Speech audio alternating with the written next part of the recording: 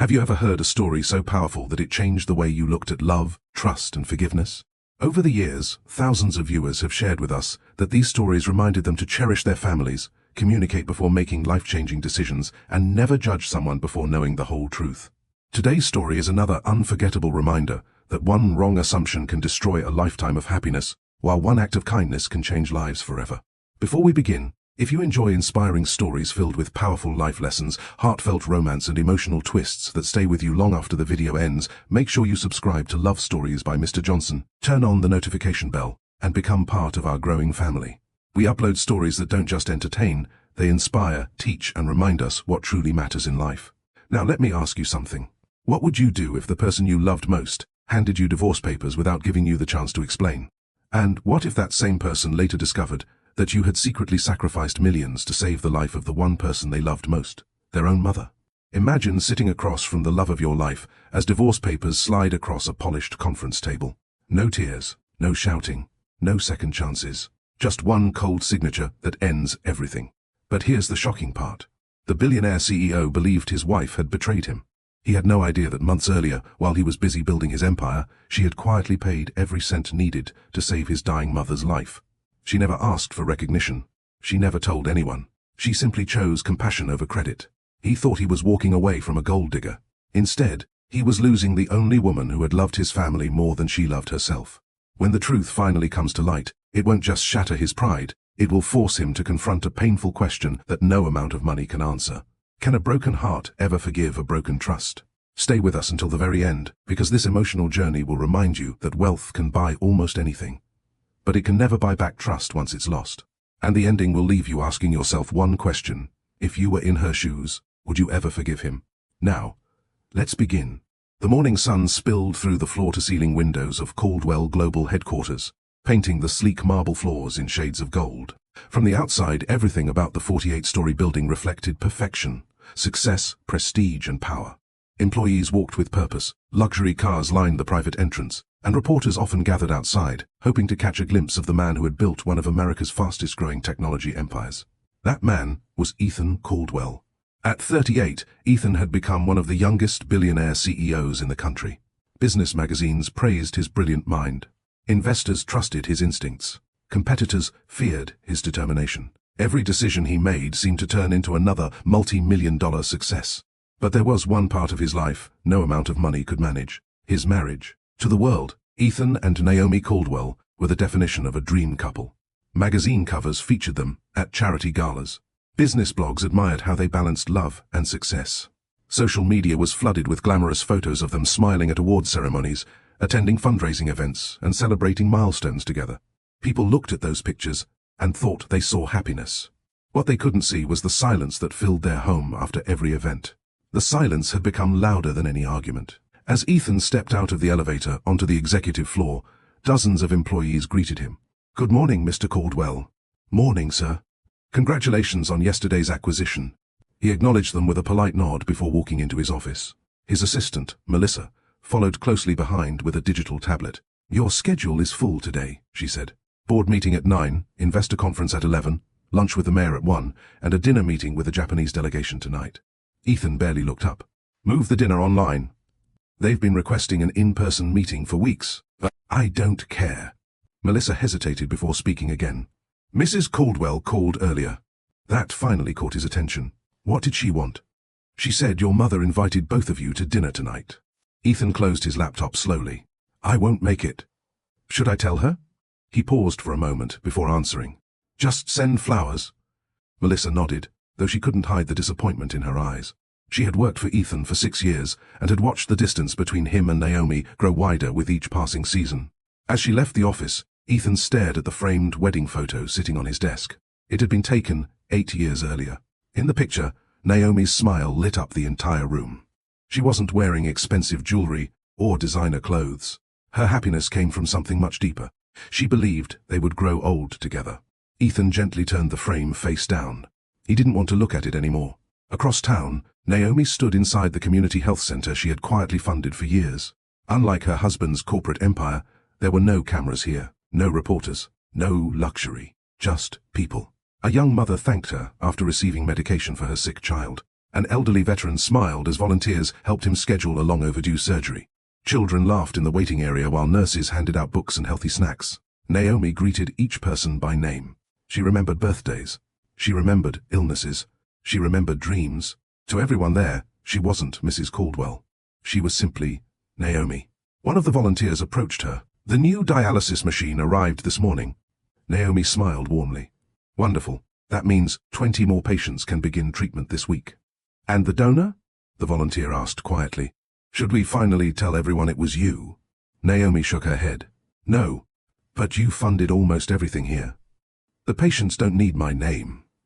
They only need hope." The volunteer smiled. "That's why everyone loves you." Naomi looked away, her expression growing thoughtful. "If people remember me," she said softly, "I'd rather they remember how they felt, not who paid the bills." Those words reflected the way she lived her life.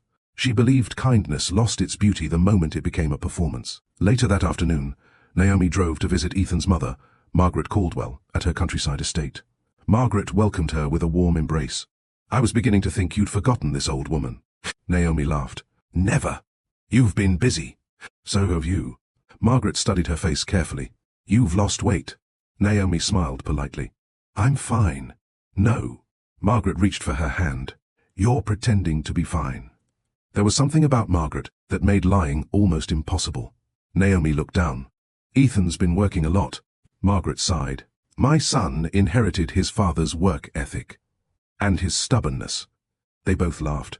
Then Margaret's smile slowly faded. "I worry about him." "So do I. I worry about you even more." Naomi blinked. "Me? You always carry everyone else's burdens." Margaret gently squeezed her hand. "But who carries yours?" Naomi had no answer. Instead, she changed the subject. "Are you excited about your birthday next month?" Margaret smiled again. "As long as both of you are there." Naomi forced a smile. "I'll do everything I can." She meant every word, even if Ethan didn't. That evening, Ethan finally returned home, long after sunset. The mansion was quiet. Too quiet. Naomi had prepared dinner herself. It sat untouched on the dining table. The candles had burned almost completely down. She emerged from the kitchen wearing a simple blue sweater instead of the elegant dresses people usually saw her wearing in public. "You made it home," she said softly. "Barely. You missed dinner with your mother." "I had meetings." She waited. "I sent flowers." Naomi looked at him for several seconds. "Ethan." What?" "Flowers can't replace your presence." He loosened his tie. "I provide everything this family needs." She nodded slowly. "You provide everything money can buy." He frowned. "And?" She looked into his eyes. "Some things your family needs can't be purchased." The room fell silent. Neither of them raised their voices. Neither wanted another argument. Yet the distance between them somehow grew even larger. Finally, Ethan walked upstairs without another word. Naomi remained standing in the dining room, staring at the untouched meal she had spent hours preparing. She quietly began clearing the table. One plate, then another. By the time she reached the last plate, tears blurred her vision. Not because dinner had gone cold, but because she could feel something far more precious slipping away.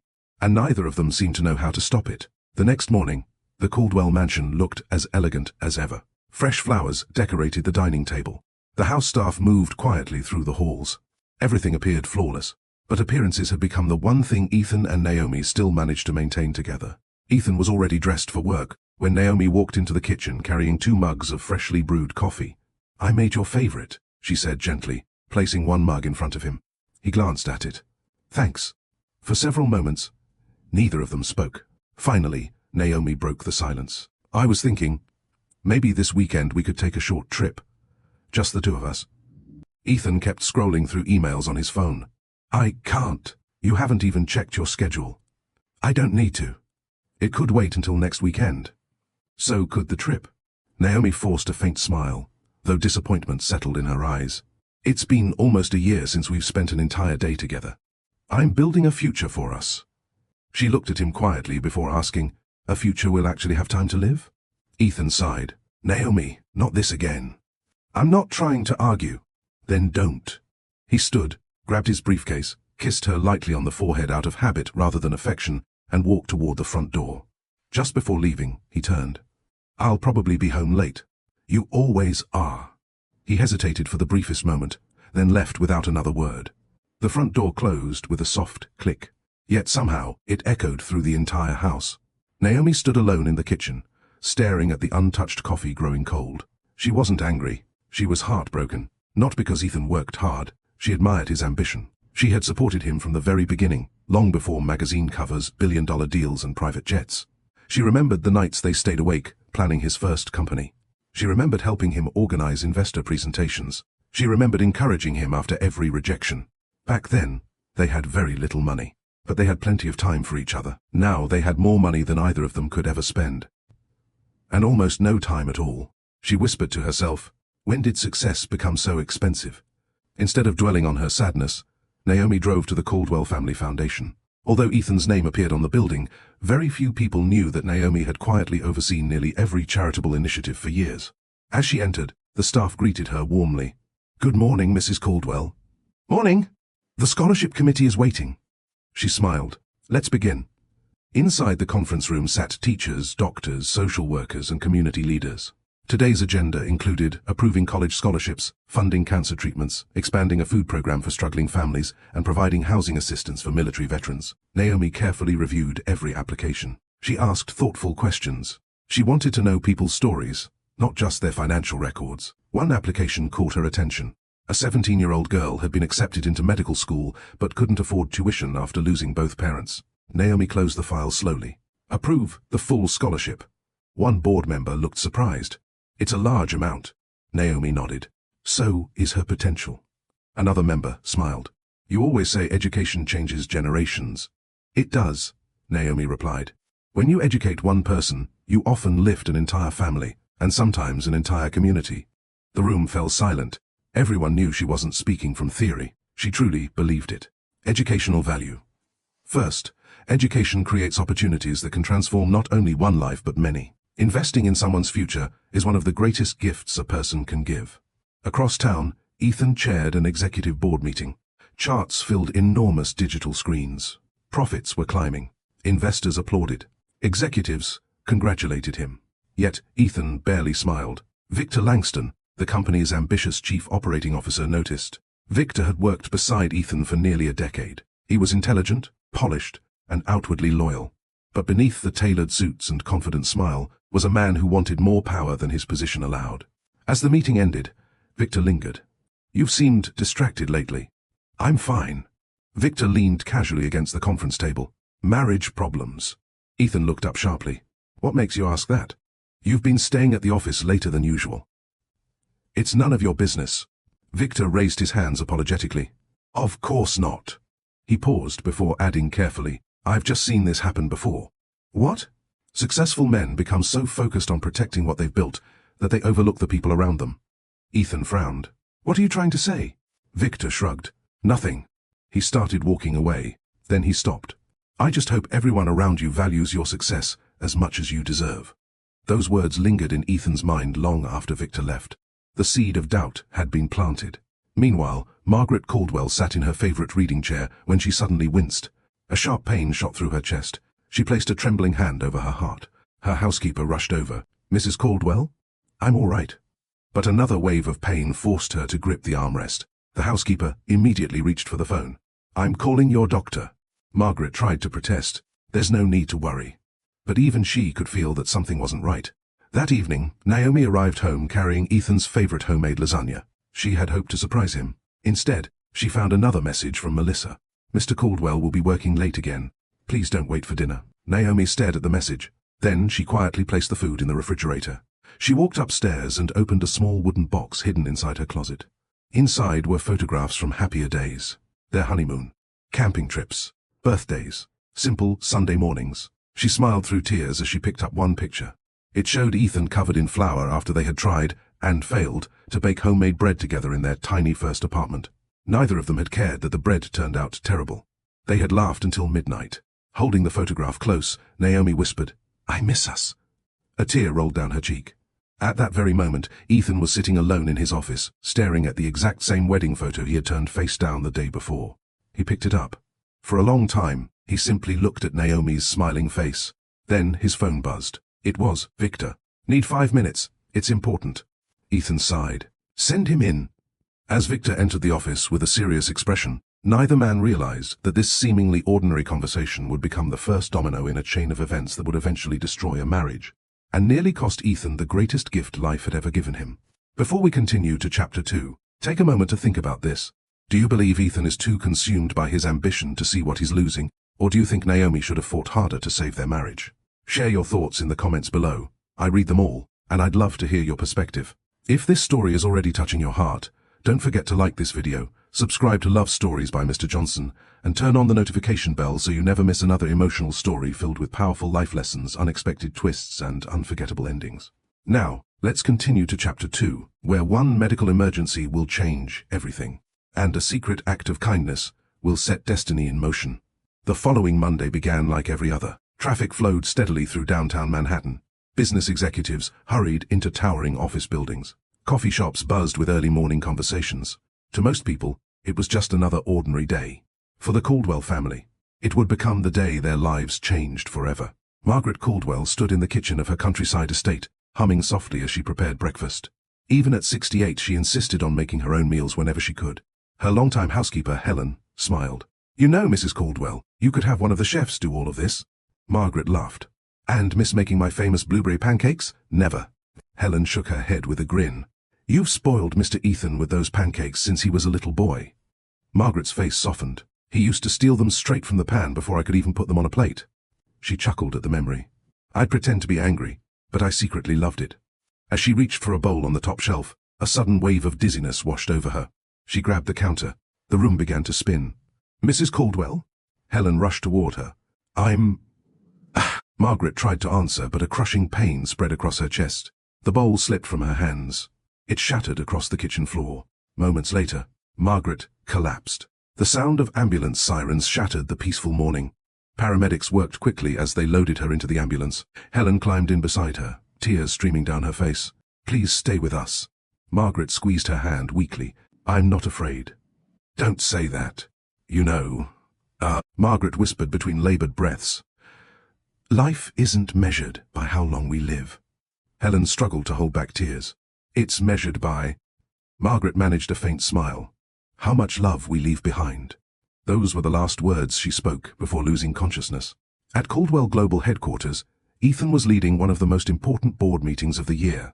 The company was finalizing a multi-billion-dollar merger that investors had anticipated for months. Every executive sat focused around the massive conference table. Projected revenue filled the screens. Lawyers reviewed contracts. Financial analysts discussed forecasts. Ethan stood confidently at the head of the room. "Ladies and gentlemen," he said, "today marks the beginning of a new chapter for this company." Before he could continue, his phone vibrated. He ignored it. A few seconds later, it vibrated again, and again. Victor Langston glanced at the screen. "You might want to answer that." Ethan frowned. "I don't take personal calls during meetings." Melissa quietly leaned toward him. "Sir." He looked at her. "It's your mother's housekeeper." Something in her voice made him pause. He excused himself and stepped into the hallway. "Ethan Caldwell." On the other end came Helen's trembling voice. "Mr. Caldwell." He immediately recognized the fear. "What happened?" "It's your mother." His heart skipped. "Is she all right?" "They've taken her to Street Vincent Medical Center." "What happened?" "She collapsed." The hallway suddenly felt impossibly quiet. "The doctors don't know everything yet." "I'll be there." "They said." Helen struggled to finish the sentence. "They said it's serious." The call ended. For the first time in years, Ethan felt completely powerless. Inside the conference room, dozens of executives watched him return. His face had lost all color. Victor stood. "Is everything okay?" Ethan picked up his jacket. "My mother's in the hospital." Without another word, he walked out. The merger meeting was forgotten. Nothing mattered anymore. Meanwhile, Naomi was attending a community health summit when her phone buzzed. It was Helen. Naomi answered immediately. "Helen?" "Mrs. Caldwell." Helen's voice cracked. "It's Margaret." Naomi stood abruptly. "What happened?" "She's at Street Vincent." Naomi didn't ask another question. "I'm on my way." She left her presentation unfinished. She didn't explain to anyone. She simply ran. Nearly 40 minutes later, both Ethan and Naomi arrived at the hospital from opposite directions. They reached the intensive care waiting area at almost the exact same moment. For a brief second, their eyes met. Neither spoke. There wasn't time. A doctor approached. "Are you family?" "Yes." The doctor introduced himself. "I'm Dr. Daniel Harper, Chief of Cardiology." He motioned for them to sit. "I'm afraid your mother suffered a severe cardiac event." Ethan's voice was barely audible. "Is she alive?" "Yes, but she's in critical condition." Naomi clasped her hands together silently. Dr. Harper continued. "The good news is that we stabilized her. The bad news..." He paused. "She has a serious blockage that requires immediate surgery." Ethan straightened. "Then schedule it." Dr. Harper's expression remained solemn. "It's not that simple." "What do you mean?" "The standard procedure carries significant risks due to her condition." "So, what's the alternative?" "We recommend a specialized treatment available only through an advanced surgical program." "Do it." Dr. Harper sighed. "The treatment is extremely expensive." Ethan looked almost offended. "Doctor, I don't care what it costs." "I understand, but there are complications involving authorization, insurance approval, and the specialized equipment required. The insurance company has already declined immediate authorization." Naomi frowned. "Why?" "Because they consider the procedure experimental." "How long would an appeal take?" "Days." Naomi's eyes widened. "And how long does Margaret have?" The doctor answered quietly. "If we're being honest..." "Hours." The words landed like thunder. Ethan stared at the floor. Hours. Not days. Not weeks. Hours. For the first time in his life, the billionaire CEO discovered that money alone couldn't solve every problem instantly. And time was something even billionaires could not buy. The waiting room had never felt so silent. The steady ticking of the wall clock seemed louder with every passing second. Every minute mattered. Every second could mean the difference between life and death. Ethan sat with his elbows resting on his knees, his hands tightly clasped together. For years, he had been the man everyone depended on. The one who solved impossible problems, closed billion-dollar deals, and always had a plan. Today, he had none. Naomi sat a few seats away, quietly watching him. The pain on his face reminded her that beneath the expensive suits and commanding presence was still the little boy Margaret often spoke about. The little boy who used to wait by the kitchen stove for his mother's blueberry pancakes. She wished she could comfort him, but she knew this wasn't the moment. Just then, Dr. Daniel Harper returned with another specialist. "I'm sorry to interrupt," he said gently, "but we need a decision immediately." Ethan stood. "What do you need?" "The surgical team is ready. The equipment can be brought in by helicopter from another medical center, but the transfer and preparation require immediate financial authorization." "How much?" The doctor hesitated. "Nearly $5 million. The waiting room fell silent. "It isn't just the surgery," Dr. Harper explained. "The specialized equipment, the medical transport, the post-operative intensive care, and the medication all have to be secured before we can begin." Ethan reached for his phone immediately. "I'll wire the money." A member of his family office, who had just arrived, stepped forward with an uneasy expression. "Mr. Caldwell." Ethan looked at him impatiently. "What? Most of your liquid funds are tied up. What are you talking about?" "The merger closes tomorrow morning. Because of federal regulations and escrow restrictions, the accounts large enough to cover this amount are temporarily frozen until the transaction is finalized." Ethan stared at him in disbelief. "I own companies worth billions." "You do? And you're telling me I can't access $5 million? "I'm saying it may take 24 to 48 hours. Dr. Harper quietly interrupted. "Your mother doesn't have 24 hours. For the first time in years, Ethan felt trapped by the very empire he had spent decades building. He slammed his fist against the wall in frustration. "There has to be another way." "We're trying," the financial officer replied. "I've contacted every bank we work with, but nothing can be guaranteed today." Naomi lowered her eyes. She silently stood and walked toward a nearby window. No one noticed her leave the conversation. Outside the waiting area, she took a slow breath and dialed a number from memory. "Good afternoon. Brooks Family Foundation. This is Naomi." "Mrs. Caldwell, I need you to activate the emergency medical fund immediately." There was no hesitation on the other end. "How much?" $5 million. A brief pause. "Who is the beneficiary?" Naomi looked through the glass window toward the ICU where Margaret lay fighting for her life. "St. Vincent Medical Center." "And the patient's name?" Naomi hesitated, only for a second. "Margaret Caldwell." The foundation director recognized the name immediately. "Your mother-in-law?" "Yes." "We'll process it immediately. One more thing." "Of course. No one can know where the money came from." Silence. "Not even Mr. Caldwell?" "Especially not him." But why? Naomi smiled sadly. Because this isn't a gift meant to earn gratitude. It's simply the right thing to do. The director's voice softened. You've always believed kindness should remain anonymous. My father taught me something before he passed away. What was that? He said, if you help someone only so they'll thank you later, then you're making an investment, not showing compassion. The director quietly wiped away a tear. I'll arrange everything. Within the hour. Thank you. Naomi ended the call and closed her eyes. She whispered a simple prayer. Please let her live. Educational value. Third, the highest form of generosity is helping others without expecting recognition, praise, or repayment. True compassion is measured by the lives we touch, not by the applause we receive. 45 anxious minutes later, Dr. Harper hurried back into the waiting room. His expression had changed. The financial authorization has just been approved. Ethan looked stunned. What? The full amount has been received. He blinked. That's impossible. The transfer came through only moments ago. From who? Dr. Harper shook his head. The donor requested complete anonymity. What donor? The paperwork identifies the payment as coming from a private charitable medical trust. Ethan frowned. There must be a mistake. There isn't. The operating room is being prepared as we speak. When can you begin? In less than 30 minutes. Ethan exhaled deeply, emotion overtaking him. For the first time since arriving at the hospital, he felt hope. He turned toward the nurses. Please, save my mother. We'll do everything we can. As the medical team rushed Margaret toward surgery, Ethan leaned against the wall, overcome with relief. He had no idea who had made the miracle possible.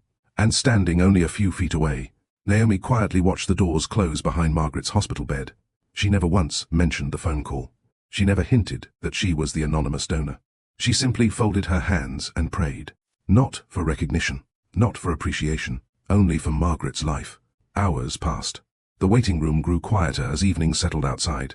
Neither Ethan nor Naomi had eaten all day. A vending machine coffee sat untouched between them. Finally, close to midnight, the operating room doors opened.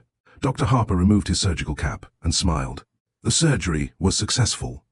Ethan released a breath he didn't realize he'd been holding. She's alive? Yes. The next 48 hours will still be critical, but the procedure went exactly as we hoped. Without thinking, Ethan embraced the doctor. Thank you. Dr. Harper returned the hug.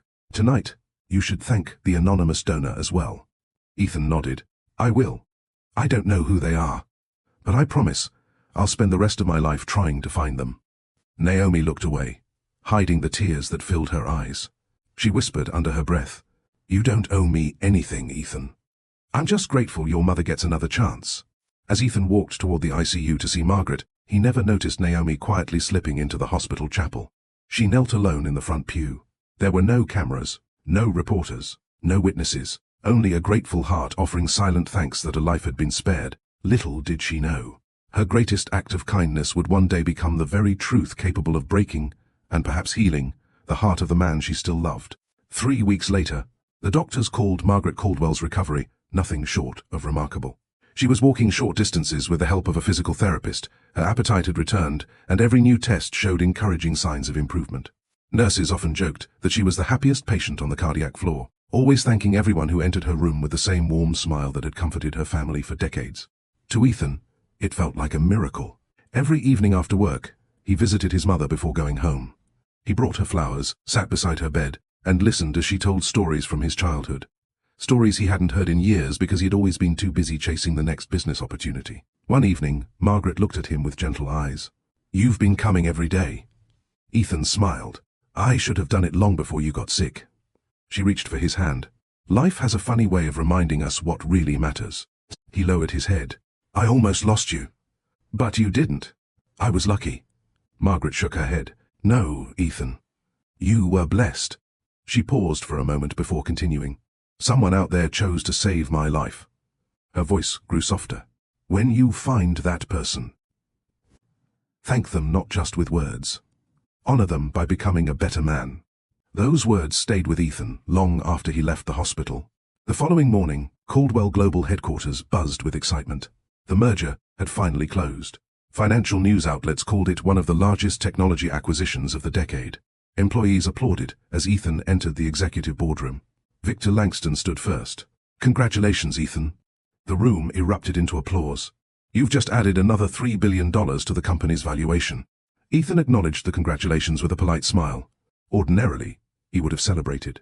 Today, he couldn't stop thinking about his mother, or the mysterious stranger who had saved her life.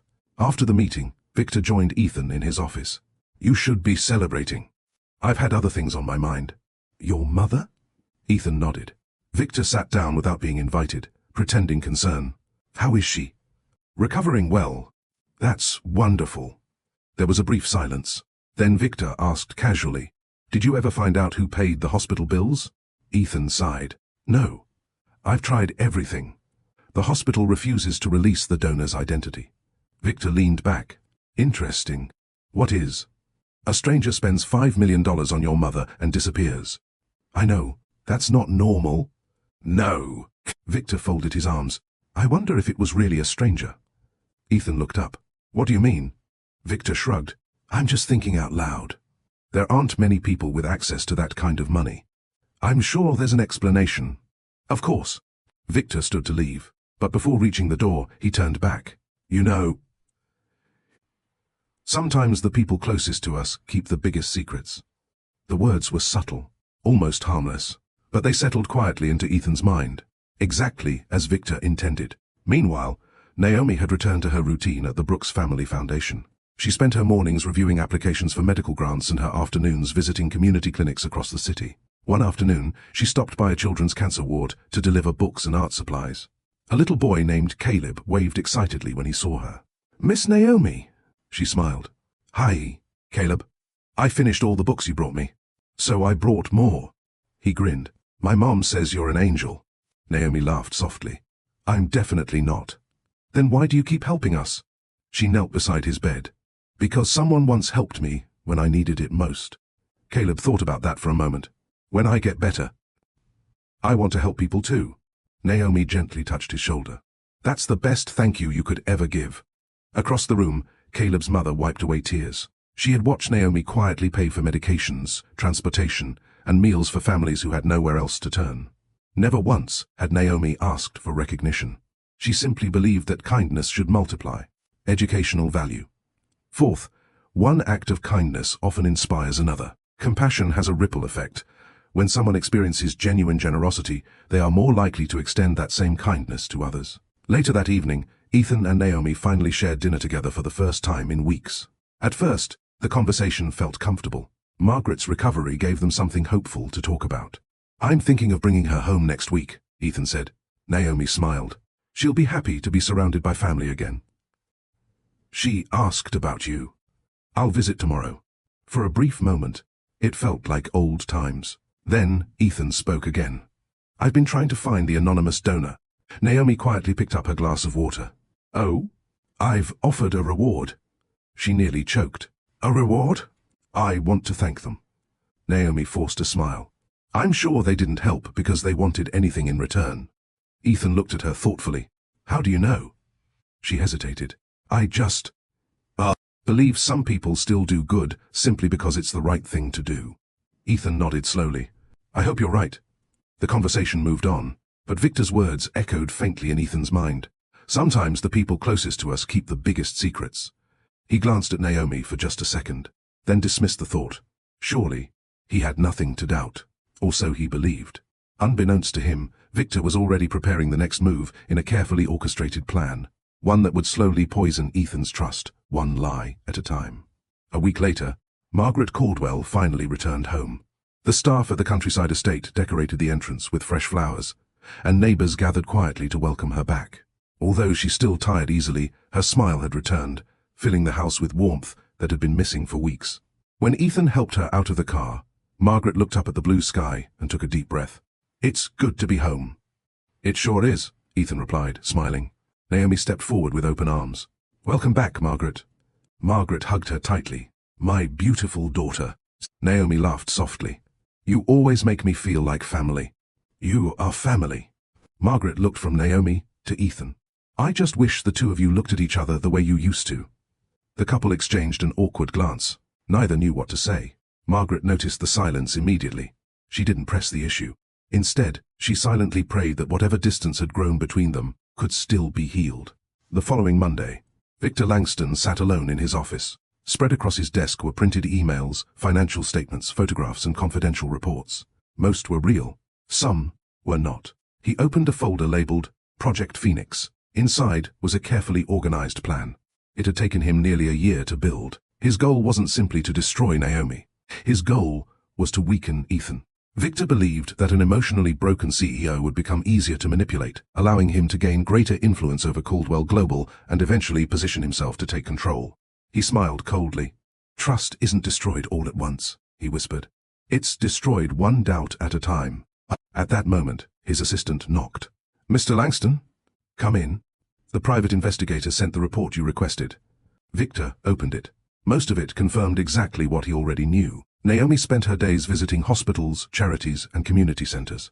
Nothing suspicious, nothing scandalous, nothing that would justify Ethan's growing doubts. Victor frowned. Then, he reached into his drawer, pulled out a blank document, and began creating his own version of the truth. Educational value. Fifth, dishonesty rarely begins with a huge lie. It often starts with small distortions of the truth that grow into serious deception. Guard your integrity, because once trust is broken, rebuilding it can take years. Several days later, Ethan was reviewing quarterly reports when Victor entered carrying a sealed envelope. "I wasn't sure whether to bring this to you." Ethan barely looked up. "What is it?" Victor hesitated. "I received it anonymously." "Then throw it away." "I thought about it. But after what happened with your mother, I felt you deserved to see it." Reluctantly, Ethan accepted the envelope. Inside were several photographs. The first showed Naomi walking into a downtown cafe. The second showed her sitting across from a well-dressed man. The third captured the man handing her a folder. The fourth appeared to show them embracing outside the cafe. Ethan's expression darkened. "When was this taken?" "About 2 weeks before your mother's surgery." "Who is he?" "I don't know." Victor lowered his voice. "I tried not to jump to conclusions. But there was something else." He slid another document across the desk. It appeared to be a financial summary showing several large transfers linked to a charitable trust. Victor spoke carefully. "It may be nothing, but the trust has moved millions of dollars in recent months." Ethan studied the paperwork. He recognized the trust's name. Brooks Family Foundation. Naomi's charitable organization. Victor sighed. "I'm sure there's a reasonable explanation." Ethan remained silent. Victor continued. "I just didn't want you to hear about this from someone else." He stood. "If I'm wrong, I'll happily apologize." After Victor left, Ethan stared at the photographs. His mind immediately began connecting dots that didn't actually belong together. Naomi, a secret meeting, a mysterious trust, hidden financial transfers, the anonymous donor. Could they somehow be connected? He shook his head. No. He trusted Naomi, didn't he? That evening, Naomi returned home carrying groceries. She found Ethan standing alone in the study. His face was unreadable. "You're home early." He nodded. "We need to talk." Her smile faded. "Is everything all right?" He held up one of the photographs. "Who's this?" Naomi looked closely. "Oh, you know him?" "Yes." "Who is he?" "His name is Marcus Ellis." "And?" "He's an attorney." Ethan's heartbeat quickened. "An attorney?" "Yes." "What kind of attorney?" "He specializes in non-profit law."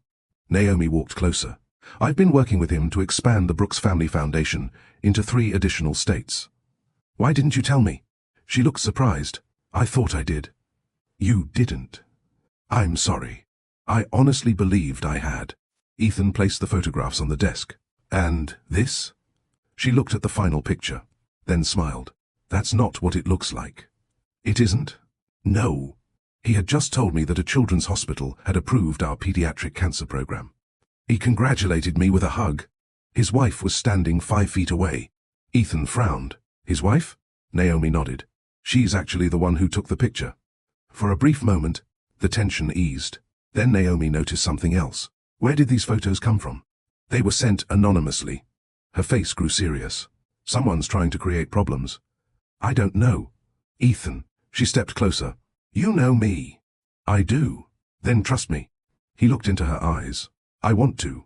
Those 4 words pierced Naomi's heart. Not, "I trust you." Only, "I want to." She forced a small smile. I hope one day you won't have to choose. She quietly left the room. Ethan remained standing alone. He replayed the conversation again and again. Everything Naomi said made sense. Yet, Victor's carefully planted doubts refused to disappear. Later that night, Victor received a text message from an unknown number. Phase 1 complete. He looked at the photos. Victor typed back only 3 words. Prepare Phase 2. Across the city, Naomi stood on the balcony outside her bedroom, looking up at the stars. She had no idea someone was deliberately trying to destroy her marriage. She simply believed that time, honesty, and love would eventually overcome every misunderstanding. Sadly, not everyone in this story believed in honesty, and some people were willing to destroy innocent lives for power.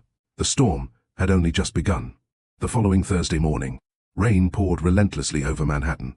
Dark clouds covered the skyline, matching the growing heaviness in Ethan Caldwell's heart. For the past several weeks, he had tried to dismiss Victor's warnings. He had tried to convince himself that Naomi would never betray him. Yet every time he managed to silence his doubts, another carefully planted seed appeared. He didn't know it, but someone was feeding those doubts on purpose. Inside Caldwell Global headquarters, Ethan reviewed contracts in his office when Melissa knocked gently. Mr. Caldwell? Come in. You have a visitor. I didn't schedule anyone. Melissa hesitated. He says it's urgent. Who is it? He wouldn't give his name. Ethan frowned. Send him in. A middle-aged man wearing a grey suit entered the office. He carried a sealed envelope. I won't take much of your time, Mr. Caldwell. Who are you? I was paid to deliver this. Paid by whom? I'm not at liberty to say. He placed the envelope on Ethan's desk. My job ends here. Before Ethan could ask another question, the man turned and walked away. Melissa looked puzzled. Should I stop him? No. Ethan picked up the envelope. Something about it made him uneasy. Slowly, he opened it. Inside was a flash drive and another set of photographs. Curious, Ethan inserted the drive into his computer. A security video appeared. It showed Naomi entering an office building downtown. A timestamp confirmed it had been recorded just days earlier. Moments later, Marcus Ellis entered the same office. The two disappeared into a conference room together. The footage ended. Nothing more. No conversation. No explanation. Just enough to raise questions. Beneath the flash drive lay another document. It appeared to be a legal agreement. Across the top were the words, Confidential Divorce Consultation. Ethan's breathing slowed. He quickly scanned the pages. Several sections had Naomi's name typed neatly beside legal notes discussing asset division. At the bottom, what appeared to be Naomi's signature. His hands tightened around the document. Could she really have been planning a divorce before he ever suspected anything? At that very moment, Victor stood outside the office, pretending to review messages on his phone. In reality, he was waiting. Waiting for Ethan to open the envelope. Waiting for doubt to become belief. A faint smile crossed his face. Everything was unfolding exactly as planned. Across town, Naomi spent the afternoon speaking at a youth leadership conference. The room was filled with high school and college students eager to learn from community leaders. She stepped onto the stage to warm applause. Instead of beginning with statistics, she told them a story. When I was 12 years old, she began, my father became seriously ill. The audience grew quiet. My family couldn't afford the treatment he needed. She paused, taking a slow breath. I remember watching my mother sell almost everything we owned. Furniture, jewelry, our television. But it still wasn't enough. Several students leaned forward. My father passed away before we could raise the money. Silence filled the auditorium. For years, I blamed our poverty. But eventually, I realized something. She smiled gently. The greatest inheritance my father left me wasn't money. It was compassion. He taught me that even when life is unfair, we still have the power to choose kindness. A young student raised her hand. If someone hurts you, should you still help them? Naomi answered without hesitation. If helping them prevents unnecessary suffering. No. Yes. The room remained silent. Because kindness should never depend on whether someone deserves it. It should depend on the kind of person you choose to become. The audience erupted into applause. Educational value. Sixth, your character is revealed most clearly by how you treat people who cannot repay you, or even those who have hurt you. Choosing compassion over bitterness is one of life's greatest strengths. That evening, Naomi returned home carrying a small gift. It was an antique pocket watch she had purchased after weeks of searching. She remembered Ethan mentioning months earlier that it looked exactly like the watch his late father had owned. She wanted to surprise him. Perhaps it could be the beginning of repairing the distance between them. She smiled as she entered the mansion. "Ethan?" No answer. She found him standing alone in the study. The antique watch remained hidden behind her back. He didn't smile when he saw her. His face was cold, unfamiliar. "Where were you today?" She blinked. "At the youth leadership conference." "All day?" "Most of it." "Were you anywhere else?" She thought for a moment. "I stopped by Marcus's office afterward." His jaw tightened. "So you admit it?" She frowned. "Admit what?" "You've been meeting him in secret." Naomi's expression filled with confusion. "Secret?" "Ethan.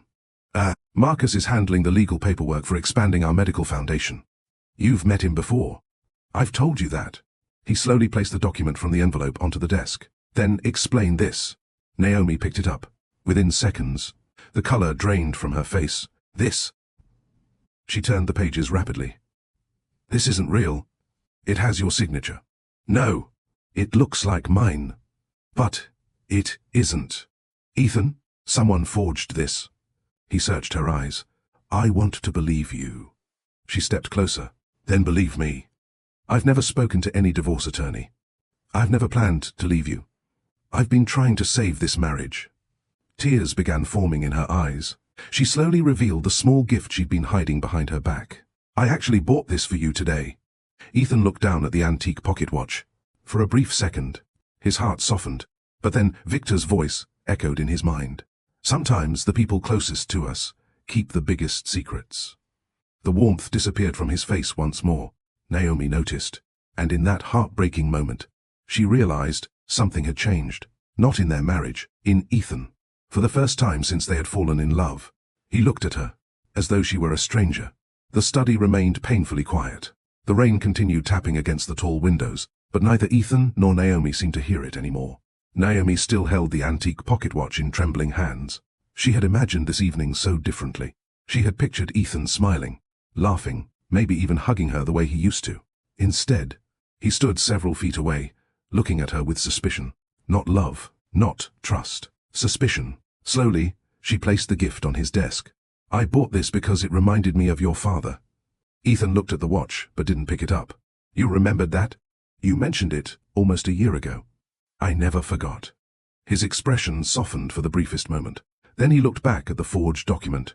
"If you're telling the truth, why does it seem like every answer leads to another secret?" Naomi took a slow breath. "Because someone is making it look that way."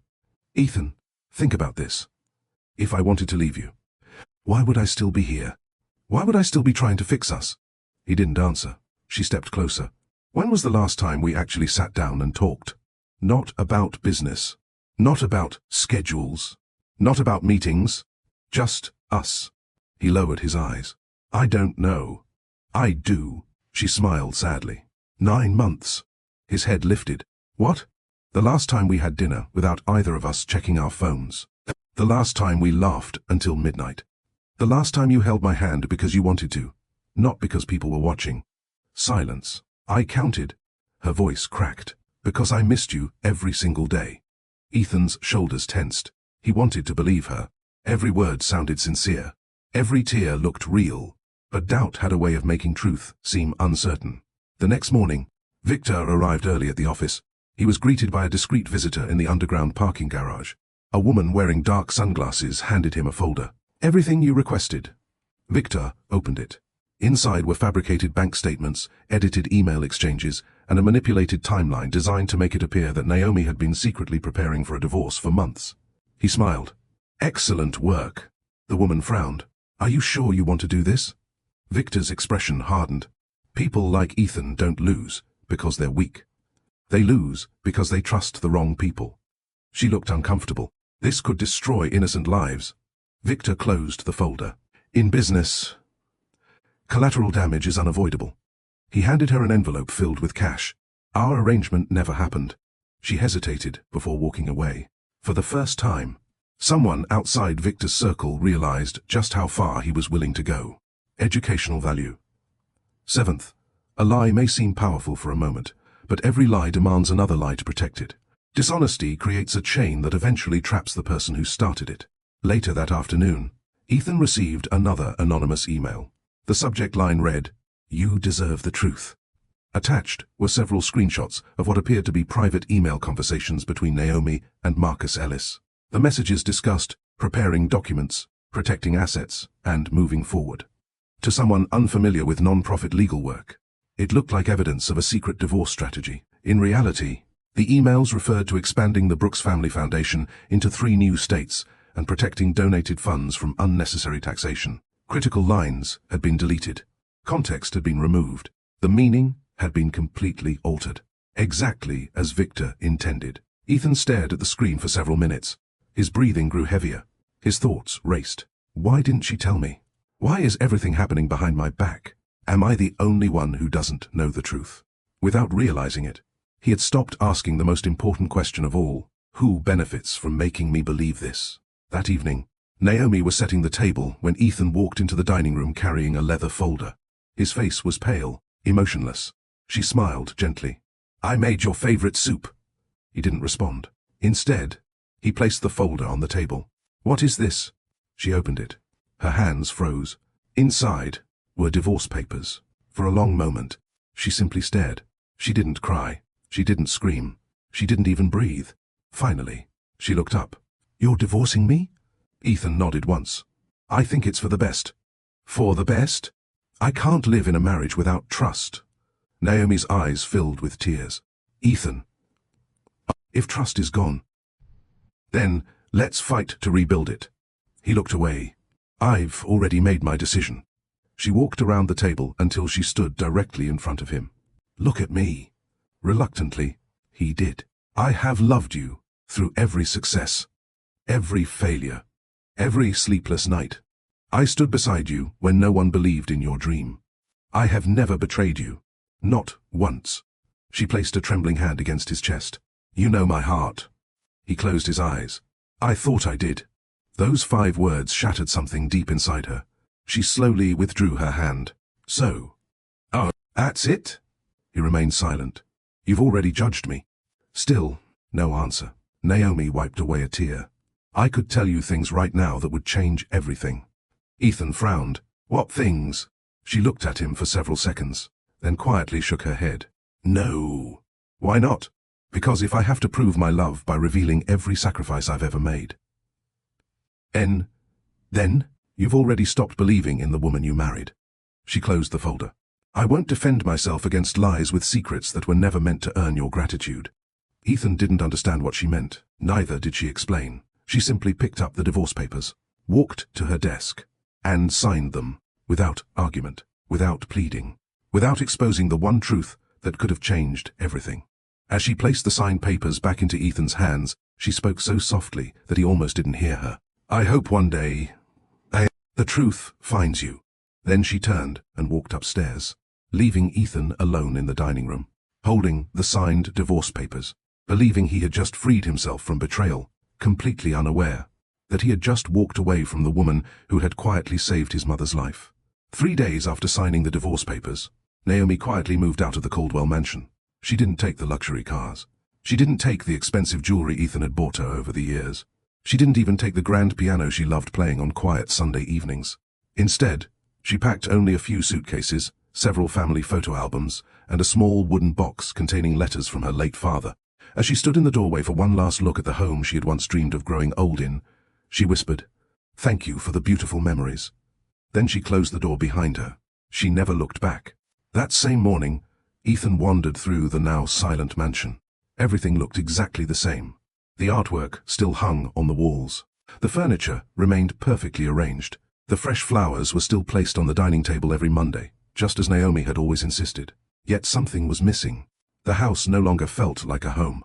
As he entered the kitchen, he instinctively reached for his favorite coffee mug. It wasn't there. Melissa had unknowingly packed it with Naomi's belongings because it was the mug she used every morning when preparing breakfast for Ethan. He opened the refrigerator. Meals Naomi had prepared days earlier were neatly labeled with reheating instructions. Even after signing the divorce papers, she had still made sure he wouldn't forget to eat. Ethan quietly closed the refrigerator door. For reasons he couldn't explain, the silence felt heavier than before. Across town, Naomi unlocked the door to a modest townhouse she had purchased years earlier through the Brooks Family Foundation. It wasn't luxurious. It didn't overlook the city skyline, but it felt peaceful. She placed her father's wooden box on the living room table before unpacking anything else. Carefully lifting the lid, she smiled through tears. Inside were faded photographs, handwritten birthday cards, and an old leather journal. Resting on top was a folded letter. She recognized the handwriting immediately. Her father's. She had read the letter dozens of times over the years. Yet somehow, each time felt like the first. She unfolded it slowly. My dearest Naomi, if you're reading this, then God has already called me home. I know life may seem unfair right now. I know you may wonder why some people suffer while others never seem to struggle. But don't let pain make your heart bitter. Let it make your heart kinder. The world already has enough angry people. Be someone who leaves it gentler than you found it. If one day you're blessed with more than you need, promise me you'll remember those who have less. Never help people because they'll praise you. Help them because it's the right thing to do. Money comes and goes. Character stays with you forever. I will always love you. Dad. By the time she reached the last line, tears blurred the words. She carefully folded the letter and pressed it gently against her heart. I kept my promise, Dad. The memories returned as vividly as if they had happened yesterday. Naomi was 12 years old again. Their tiny apartment had only one bedroom. Rain leaked through the ceiling whenever storms rolled in. Her father worked 2 jobs to support the family. Despite the long hours, he never came home without a smile. Every Friday evening, he would stop by the neighborhood bakery and bring home 1 cinnamon roll. Just one. He always insisted he wasn't hungry. Years later, Naomi discovered the truth. He skipped his own dinner every Friday so she could enjoy that little treat. One rainy afternoon, her father collapsed at work. Doctors diagnosed him with a severe heart condition. The surgery he needed could save his life. But the cost was far beyond what the family could afford. Naomi still remembered watching her mother plead with hospitals, charities, relatives, and banks. Every answer was the same. I'm sorry. We can't help. She remembered overhearing one doctor whisper, if only they had the money. Those words haunted her for years. Not because they were cruel, because they were true. Her father passed away before the surgery could be arranged. At his funeral, 12-year-old Naomi stood beside his casket and silently made a promise. No family will lose someone because they couldn't afford treatment, if I can do something about it. That promise became the foundation of her entire life. Educational value. 8th, pain can either harden your heart or deepen your compassion. While we cannot always choose what happens to us, we can choose how our suffering shapes the person we become. Years later, Naomi earned scholarships through relentless hard work. She studied public health, non-profit leadership, and healthcare policy. Instead of chasing the highest-paying career, she dedicated herself to building programs that connected struggling families with life-saving medical care. The Brooks Family Foundation started with just 1 donated office and 3 volunteers. Its first annual budget was less than $50,000. Many people told her the dream was impossible. You'll never raise enough money. People don't care. Healthcare is too expensive. Naomi smiled politely at every criticism. Then, she kept working. 1 family at a time. 1 patient at a time. 1 life at a time. Years later, the foundation had helped thousands of families across the country receive medical treatment they otherwise could never have afforded. Yet Naomi never put her own name on any building. Never named a scholarship after herself. Never sought public recognition. Because, to her, helping others was never about becoming famous. It was about honoring a promise. One she intended to keep for the rest of her life. As the afternoon sunlight streamed through the townhouse window, Naomi carefully returned her father's letter to its wooden box. She looked toward the framed photo of him on the bookshelf, then smiled through quiet tears. I hope you're proud of me. Miles away, Ethan sat alone in his office, staring blankly at the signed divorce papers resting in his desk drawer. Neither of them knew that the promise Naomi made as a little girl would soon become the very truth capable of changing everything. The Monday after Naomi moved into her townhouse, she arrived at the Brooks Family Foundation before sunrise. The building wasn't grand. There were no marble floors or executive suites, no private elevators, no luxury artwork hanging on the walls. Instead, there were smiling volunteers preparing breakfast bags for homeless veterans, nurses organizing free health screenings, college students sorting donated school supplies, retired teachers tutoring children after school. Every corner of the building reflected one simple purpose: serve people. As Naomi entered, everyone greeted her warmly. Good morning, Miss Brooks. Morning. How was your weekend? She smiled. Busy, but I'm grateful. No one mentioned her divorce. She had quietly asked her staff to keep her personal life private. The foundation had never been about her. It was about the people who needed help. A few minutes later, the weekly board meeting began. Around the conference table sat doctors, accountants, lawyers, community leaders, and volunteers. Naomi reviewed the agenda. First item. A children's hospital in Detroit needs funding for 6 emergency heart surgeries. Second, a rural clinic in Mississippi has requested new dialysis equipment. Third, a scholarship program for nursing students needs expansion. The board treasurer adjusted his glasses. Naomi, if we approve everything, our emergency reserve will be almost exhausted. She nodded. I know. We'll need additional donors. We may have to delay 1 or 2 projects. Naomi looked around the room, then smiled gently. No. We'll find another way. The treasurer sighed. You always say that. And somehow. You always do. Everyone laughed, because it was true. Whenever a crisis appeared, Naomi somehow found a solution. Not through miracles, through determination. Just then, her assistant entered carrying a thick folder. Another emergency request came in. Naomi accepted it. Inside was the medical file of a 6-year-old girl named Emily. Emily had been diagnosed with a rare heart condition. Without surgery, she had only weeks to live. Naomi quietly closed the folder. Approve it. The treasurer frowned. The estimated cost is over $400,000. I know. Our reserve. I know. He hesitated. What if another emergency happens tomorrow? Naomi smiled softly. Then tomorrow we'll help them too. One board member shook his head in amazement. I honestly don't know how you keep believing. Naomi looked around the room before answering. My father used to tell me, when you light someone else's candle, your own light doesn't grow dim. Educational value. 9th, generosity is not measured by how much you have, but by your willingness to help even when giving requires sacrifice. Sometimes the greatest blessings come from those who choose compassion over comfort. Across the city, Ethan sat through another executive meeting. Graphs, profits, acquisitions, expansion plans. Everything was going exactly as shareholders hoped. Yet Ethan barely heard a word. His thoughts drifted back to Naomi. For years, she had always texted him before important meetings. Good luck. You've worked hard for this. I'm proud of you. Today, his phone remained silent. He told himself he preferred it that way. But the silence hurt more than he expected.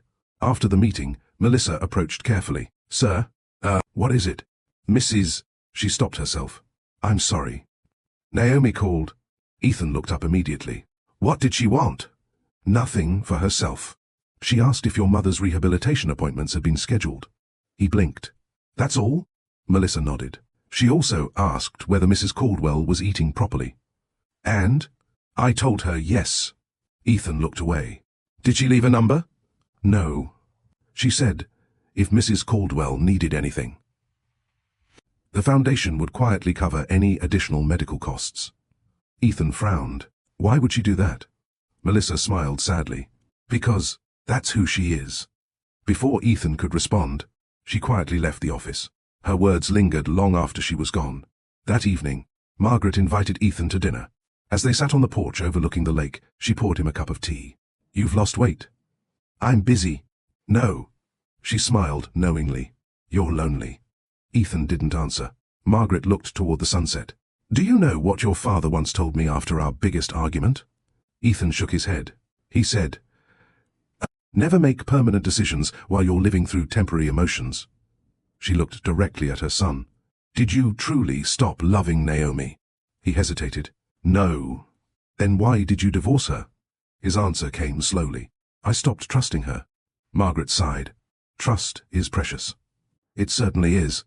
But so is patience. She gently placed her hand over his. When you love someone, you owe them the dignity of hearing the whole truth before making a decision that cannot easily be undone.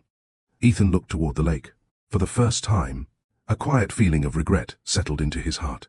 He couldn't explain it. Nothing had been proven. Nothing had changed. Yet something inside him whispered, what if you've made a terrible mistake? Later that night, Victor Langston stood alone in his penthouse office overlooking the city lights.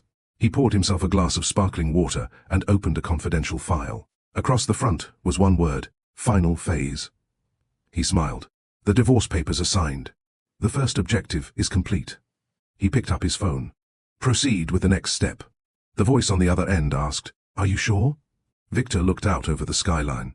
By the time Ethan discovers the truth, it will already be too late. He ended the call. Far below, thousands of lights illuminated the city. Somewhere among them, Naomi was quietly changing lives, completely unaware that someone was still working tirelessly to destroy hers. The greatest test of her character was only beginning. That chapter reminds us that our past doesn't have to define us.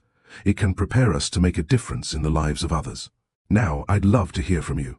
Do you believe Naomi made the right decision by keeping her sacrifices a secret? Or should she have told Ethan the truth before signing the divorce papers? Share your thoughts in the comments below. Your opinion could encourage someone who is facing a similar situation in real life. If you're enjoying this story, please like this video, subscribe to Love Stories by Mr. Johnson, and turn on the notification bell so you never miss another emotional story filled with love, redemption, and powerful life lessons. Because in Chapter 6, everything begins to change. Margaret starts asking difficult questions about the mysterious donor who saved her life. Her search for the truth uncovers clues no one expected, while Ethan's confidence in his decision begins to crumble. And just when he believes the past is finally behind him, one forgotten hospital record threatens to expose the secret Naomi has worked so hard to keep.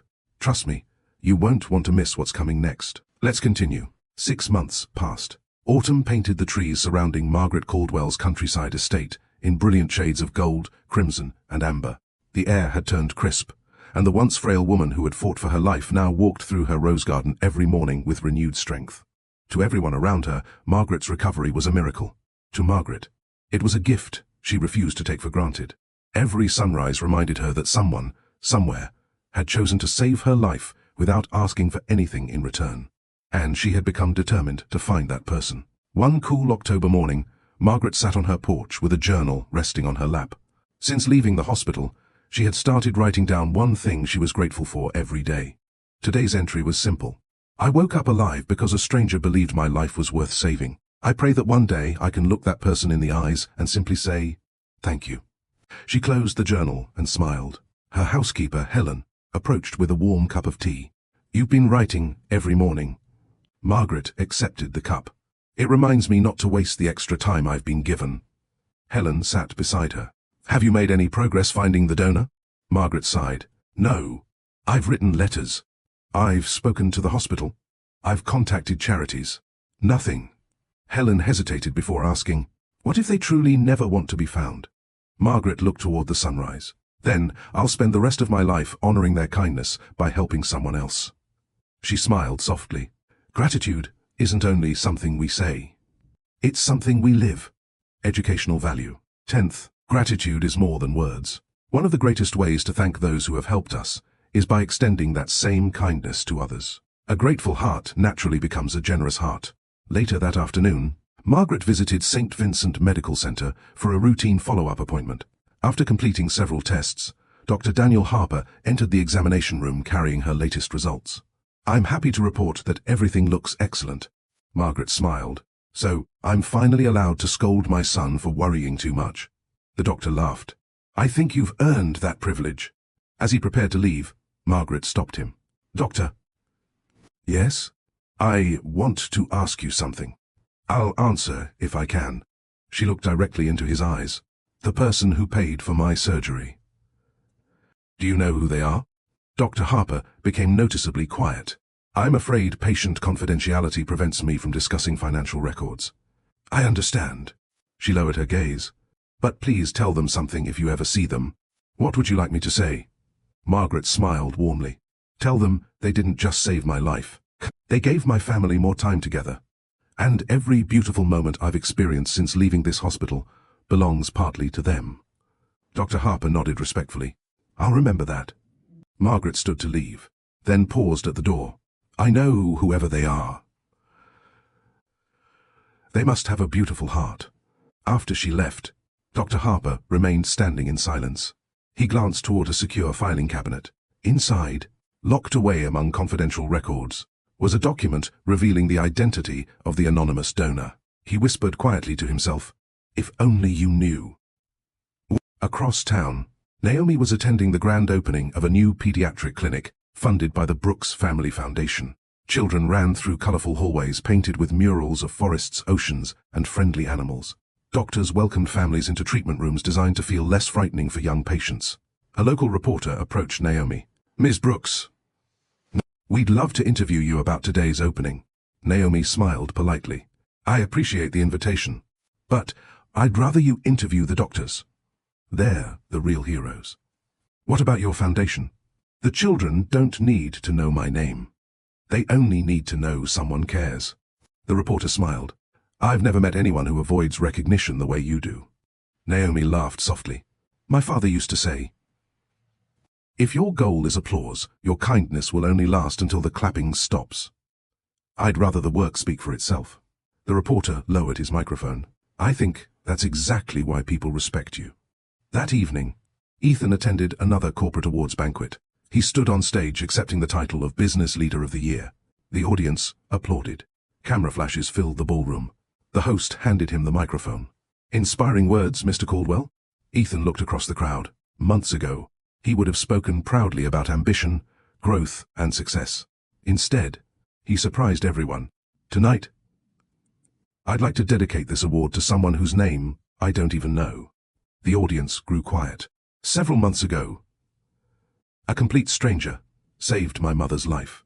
They asked for no recognition. They disappeared without expecting gratitude. I've spent my career believing success was measured by profit. But recently, I've learned something more valuable. The greatest people are often those the world never notices. They help quietly. They serve humbly. They change lives without asking for anything in return." The ballroom erupted into applause. Watching from home on television, Naomi smiled gently. "I'm glad you're learning, Ethan." She whispered the words with genuine happiness. There was no bitterness in her heart, only hope. Hope that one day, the lesson would become complete. Later that night, Margaret couldn't sleep. She walked quietly into the family library. On the bookshelf rested dozens of photo albums. She pulled one down. It contained pictures from Ethan and Naomi's wedding, family vacations, Christmas mornings, charity galas, birthdays. As she turned each page, one question grew louder in her heart. How did two people who loved each other this deeply end up so far apart? She stopped at one photograph. It showed Naomi kneeling beside a little girl in a hospital bed. Neither of them noticed the camera.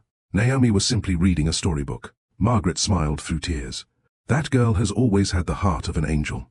Then she quietly whispered a prayer. "Lord, if there's still hope for my son and Naomi, please don't let pride destroy what love built." Little did Margaret know, the answer to that prayer was already waiting inside a forgotten hospital file. And very soon, the truth would begin fighting its way into the light. The following Tuesday morning, St. Vincent Medical Center was unusually busy. Doctors hurried through crowded hallways. Nurses pushed medication carts from room to room. Phones rang almost non-stop. Inside the hospital's administrative office, several employees worked through years of archived patient records, preparing for a routine financial audit required by the state. No one realized one misplaced file was about to change several lives forever. Hospital Administrator Linda Foster adjusted her glasses as she reviewed stacks of documents. "Let's make sure every charitable payment is properly documented," she instructed. "We've had several anonymous donations over the past year." A young records clerk nodded. "I've almost finished the cardiac cases." Linda smiled. "Excellent."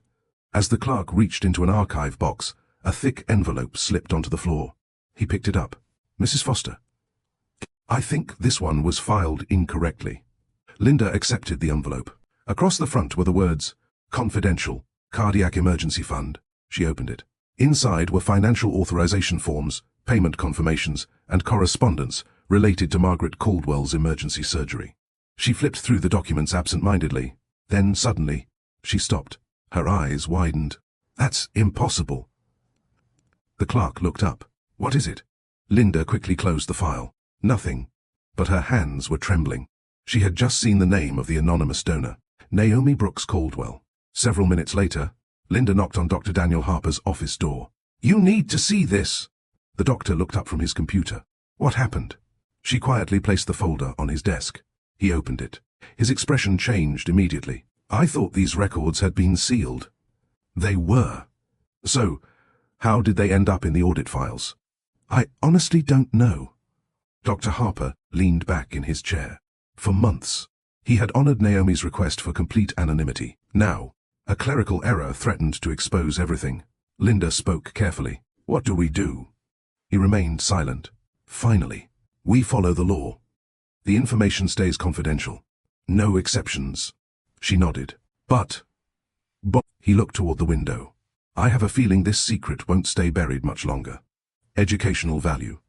11th, integrity means doing the right thing even when no one is watching, and even when breaking the rules might seem easier. Trust is built when people honor their responsibilities, especially during difficult moments. Across town, Margaret hosted a small luncheon at her estate for several volunteers from local charities. She wanted to celebrate life by giving back. During lunch, one volunteer shared an inspiring story. "A woman donated enough money to rebuild our shelter last winter." Margaret smiled. "Did she want recognition?" "No. She refused to let us even put her name on the building." Margaret looked thoughtful. "Remarkable." The volunteer laughed. "People like that are rare." Margaret quietly replied, "No. I think they're simply harder to notice." Her thoughts drifted once again to the anonymous donor. Whoever that person was, she hoped they knew how deeply loved they already were. Meanwhile, Ethan sat in his office reviewing expansion proposals when Melissa entered. "Sir? What is it? Your mother is here." He looked surprised. "Without calling first?" Melissa smiled. "You know Mrs. Caldwell."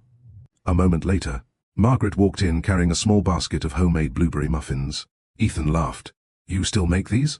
"Some traditions are worth keeping." She placed the basket on his desk.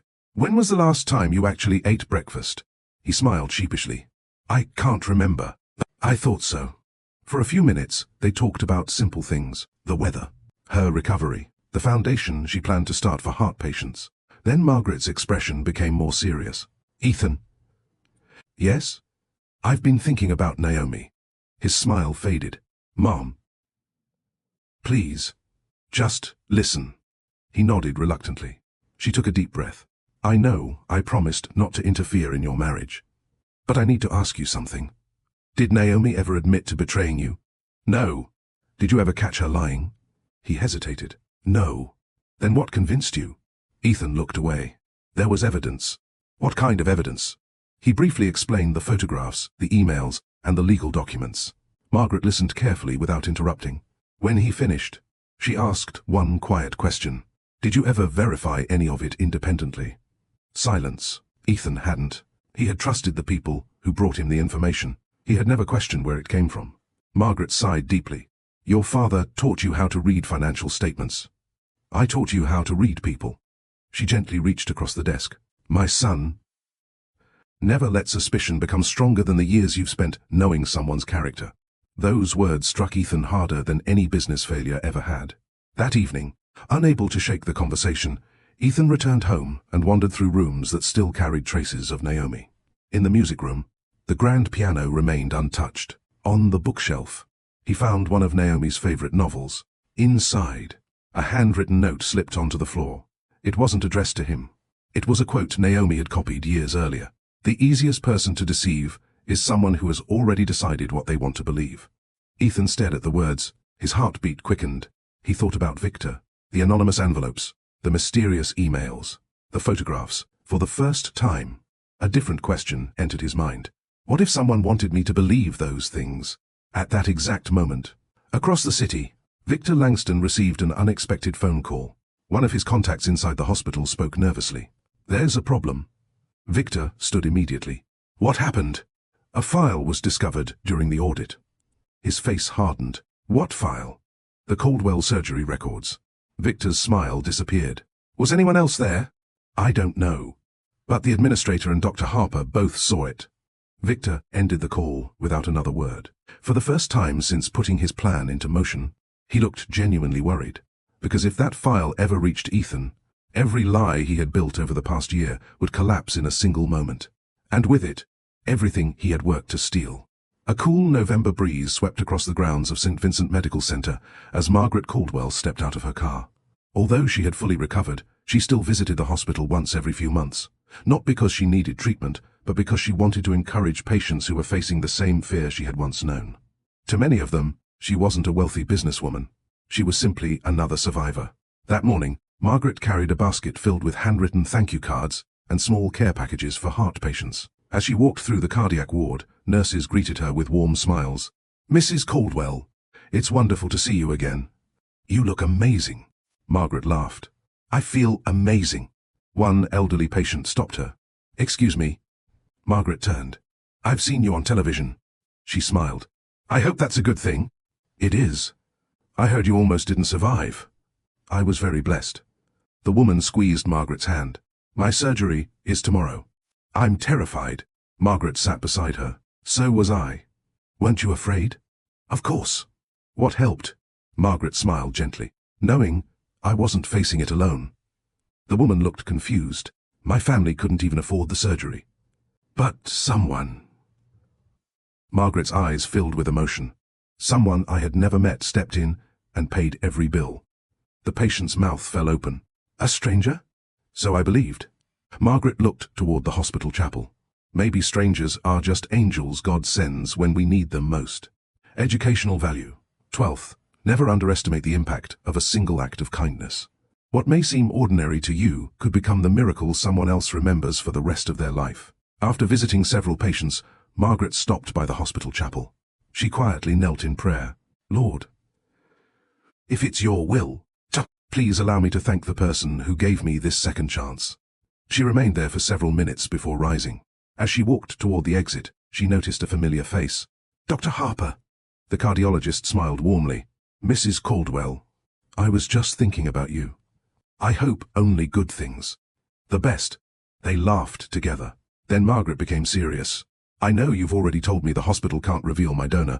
I'm not asking you to break the rules." Dr. Harper nodded appreciatively. "I know. I only want to ask one question." He waited. "Can you at least tell me whether the donor knew me personally?" The doctor hesitated. Hospital policy was clear. He could neither confirm nor deny the identity of a confidential donor. But before he could answer, Linda Foster hurried down the hallway, carrying several audit folders. "Doctor!" she called. "I found the corrected authorization forms." She stopped abruptly when she noticed Margaret standing there. "Oh. I'm sorry." "No problem," Margaret said kindly. Linda smiled politely. Then, without realizing what she was doing, she looked down at the top folder in her hands. The edge of a payment authorization form had slipped partially out. Margaret wasn't trying to invade anyone's privacy, but one familiar name caught her eye. Brooks Family Foundation. Her heart skipped. She knew that name. It belonged to Naomi's charity. Margaret looked up slowly. "Doctor, why is Naomi's foundation connected to my medical records?" The hallway became silent. Dr. Harper's expression changed immediately. Linda froze. For several long seconds, no one spoke. Dr. Harper carefully took the folder from Linda. "I'm afraid I can't discuss confidential documents." Margaret nodded. "I understand. But that wasn't my question." She looked directly into his eyes. "I asked why Naomi's foundation appears in my file." The doctor remained silent. His silence spoke louder than any answer. Margaret's breathing became unsteady. "No," she whispered. "It couldn't be." She searched both of their faces. Then tears slowly filled her eyes. "Oh my goodness." It was Naomi. Neither Dr. Harper nor Linda said a single word. They didn't have to. Margaret already knew. The truth had revealed itself. Her knees weakened. Dr. Harper quickly supported her. "Mrs. Caldwell, I'm all right." She wasn't. Emotion overwhelmed her. Images flooded her mind. Naomi sitting beside her hospital bed. Naomi holding her hand before surgery. Naomi smiling gently every time she visited. Naomi never mentioning the money. Never asking for thanks. Never expecting recognition. Margaret covered her mouth as tears streamed down her cheeks. "My daughter," she whispered. "My precious girl. She saved my life. And never told me." Dr. Harper gently handed her a tissue. "I wish I could have told you." Margaret looked at him through tears. "Why didn't she?" The doctor's voice softened. "Because before authorizing the payment, she made us promise that no one, not even you or Mr. Caldwell, would ever know." Margaret closed her eyes. And she kept that promise. Even after the divorce. The weight of those words settled heavily over the hallway. Naomi had protected her secret through heartbreak, rejection, and the end of her marriage. Not once had she used her sacrifice to defend herself. Not once had she demanded gratitude. She had chosen dignity over recognition, and compassion over pride. Margaret quietly whispered, "I have to find my son." Because she knew the truth that had just been uncovered would shatter everything Ethan believed about the woman he had let walk away. Margaret didn't remember leaving the hospital. She only remembered gripping the steering wheel with trembling hands as tears blurred the road ahead. For nearly 6 months, she had thanked God every morning for giving her another chance at life. Now she knew why that chance had been possible. Not because of luck, not because of wealth, not because of influence, because Naomi, the woman her own son had divorced, had quietly sacrificed $5 million to save her life, and never told a soul. Margaret drove straight to Caldwell Global headquarters. Employees immediately recognized her as she entered the lobby. "Good afternoon, Mrs. Caldwell." She smiled politely, but didn't stop walking. "I need to see Ethan." The receptionist nodded. "I'll let him know." "No." Margaret's voice remained calm, but firm. "I'm going upstairs." Within moments, she stepped off the private elevator onto the executive floor. Melissa looked up in surprise. "Mrs. Caldwell? Is my son in?" "Yes, but he's in the middle of—" Margaret gently touched her arm. "This can't wait." Melissa had never seen Margaret look so emotional. She quietly opened Ethan's office door. "Sir?" "Your mother is here." Ethan stood immediately. "Mom?" As soon as he saw her face, he knew something was wrong. "What happened? Are you all right?" Margaret closed the door behind her. Then, without saying a word, she placed her purse on the table, took a deep breath, and asked one simple question. "Ethan, when you divorced Naomi, did she ever ask you for money?" He frowned. "No." "Did she ask for the mansion?" "No." "The company shares?" "No." "Alimony?" "No." Margaret's eyes filled with tears. "Did she ever try to defend herself?" Ethan hesitated. "She tried. But I—" He couldn't finish the sentence. Margaret nodded slowly. "I know." Then she asked the question that pierced straight through his heart. "Did you know that while you were trying to save my life, your wife had already saved it?" Ethan stared at her. His face went completely still. "What?" Margaret stepped closer. "The anonymous donor." "It wasn't a stranger. It was Naomi." Silence. Complete silence. The words didn't seem real. Ethan shook his head. "No, Mom. There has to be some mistake."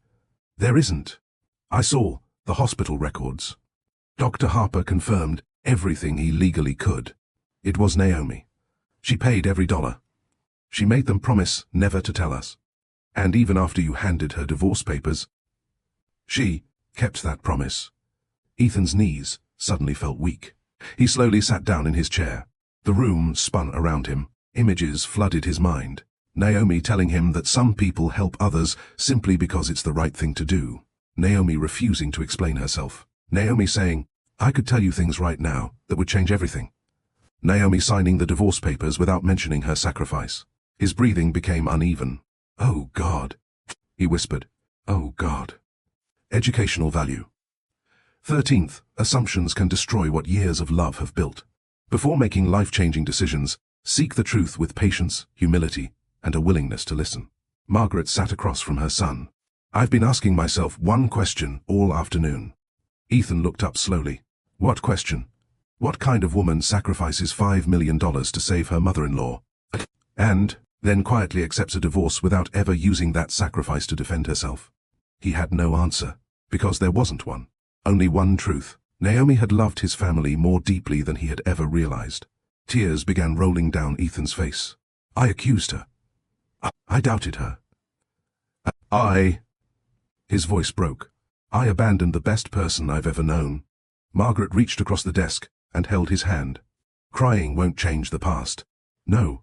But facing the truth might change your future." For several minutes, neither of them spoke. Finally, Ethan stood. He walked toward the large window overlooking Manhattan. Thousands of people moved through the streets below. Business carried on. Traffic continued. The city hadn't changed, but his world had. He remembered every warning Naomi had given him. "Someone is trying to create problems. Believe me, I have never betrayed you. I hope one day the truth finds you." The truth had found him, and it hurt more than he could have imagined. He turned toward his mother. "I have to see her." Margaret nodded.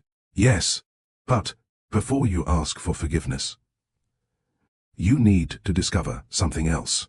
What? Who convinced you she couldn't be trusted? Ethan froze. Victor, the anonymous emails, the photographs, the forged documents, the mysterious visitor. Everything suddenly fit together. Like pieces of a puzzle he should have solved months earlier. His face hardened. I've been manipulated. Margaret nodded sadly. I believe you have. But don't let anger become your first response. He looked confused. What do you mean? Finding the person who lied to you is important. But becoming the man Naomi deserved is even more important. Those words settled deep into Ethan's heart. For the first time since the divorce, he wasn't thinking about proving himself right. He wasn't thinking about revenge. He wasn't thinking about protecting his reputation. He was thinking about one thing: how he had broken the heart of the woman who had quietly saved his mother's life. As Margaret prepared to leave, she stopped at the office door. Ethan. Yes? She smiled gently through tears. You've spent your whole life building companies. Now, it's time to rebuild trust. The door closed softly behind her. Ethan remained standing alone. He slowly opened his desk drawer. Inside lay the signed divorce papers. He picked them up. His hands trembled. Then, for the first time in years, the billionaire CEO, who had never cried in front of anyone, bowed his head and wept. Not because he had lost a marriage, but because he finally understood. He had lost the one person who had loved him without condition. And unless he found the truth behind the lies, he might have lost her forever. The next morning, Ethan Caldwell arrived at Caldwell Global Headquarters before sunrise. For years he had walked into the building with absolute confidence. Today, every step felt heavier than the last. The lobby lights reflected off the polished marble floors, but the place no longer felt like a symbol of success. It felt like a reminder. A reminder that while he had been busy protecting his company, he had failed to protect his marriage. As he entered his office, he looked at the framed wedding photo he had once turned face down.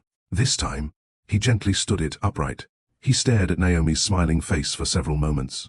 I'm going to find the truth, he whispered, no matter where it leads. Instead of calling Victor, Ethan did something Victor never expected. He called the head of Caldwell Global's Internal Audit and Corporate Security Division. Within 30 minutes, 3 senior investigators sat across from him. Leading them was former FBI financial crimes investigator Rebecca Lawson, a woman known for uncovering corporate fraud that others overlooked. Rebecca opened her notebook. You said this investigation is confidential. It is. Who are we investigating? Ethan looked each person in the eye before answering. Myself. The investigators exchanged puzzled glances. I want you to examine every document, email, photograph, visitor log, and financial report that influenced my divorce. Rebecca frowned. That's an unusual request. So was the damage it caused. He slid several folders across the table. I don't want assumptions. I want facts. And I don't care who those facts expose. Rebecca nodded. You'll have complete honesty. Even if the truth is uncomfortable? Ethan answered without hesitation. Especially then. Educational value. 14th. Wisdom begins when we are humble enough to question our own assumptions. Strong people are not those who never make mistakes. They are those who are willing to admit them and seek the truth. The investigation began immediately. The first item reviewed was the anonymous envelope containing the supposed divorce consultation. Rebecca carefully examined the paperwork. Within minutes, she looked up. This signature doesn't match. Ethan leaned forward. What? The signature appears similar, but the pen pressure is inconsistent. The stroke pattern is different. And the spacing doesn't match Mrs. Caldwell's verified signatures. She placed 2 documents side by side. One was Naomi's genuine signature from a charity contract. The other came from the alleged divorce consultation. Even to Ethan, the differences were suddenly obvious. This document was forged. His heart sank. So, she was telling the truth. Rebecca nodded. It appears so. Next, the team analyzed the email screenshots Victor had quietly encouraged Ethan to believe. Cybersecurity specialist Aaron Chen connected his laptop to the conference room screen. I've recovered the original email chains. He clicked through several messages. What you're seeing here are edited screenshots. Entire paragraphs were removed. Ethan stared at the screen. Aaron highlighted one message. The version Ethan had received read, "We should prepare the documents and protect the assets before moving forward." Aaron opened the original email. It actually read, "We should prepare the non-profit registration documents and protect the donated assets before moving forward with the children's hospital expansion. The room fell silent. Another message appeared. The edited version suggested Naomi wanted to separate everything. The original referred to separating charitable funds from operational expenses to comply with non-profit regulations. Every single email had been manipulated. Not one supported the accusations Ethan had believed. He slowly covered his face with both hands. Oh, Naomi. Hours later, Rebecca placed another file on the table. The photographs. Ethan looked up. The ones from the cafe? Yes. She enlarged one image. It appears suspicious. She zoomed out. Then farther. The complete, unedited photograph appeared on the screen. Marcus Ellis stood beside Naomi. Next to Marcus, smiling warmly, was his wife, Jennifer Ellis, and standing behind them were 3 members of the Brooks Family Foundation celebrating the approval of a pediatric cancer initiative. The cropped photograph Ethan had received had intentionally removed everyone except Naomi and Marcus. Rebecca folded her arms. Whoever sent you these photographs wanted you to reach one conclusion. They manipulated the evidence. Ethan stared at the original image in disbelief. He remembered accusing Naomi. He remembered the hurt in her eyes.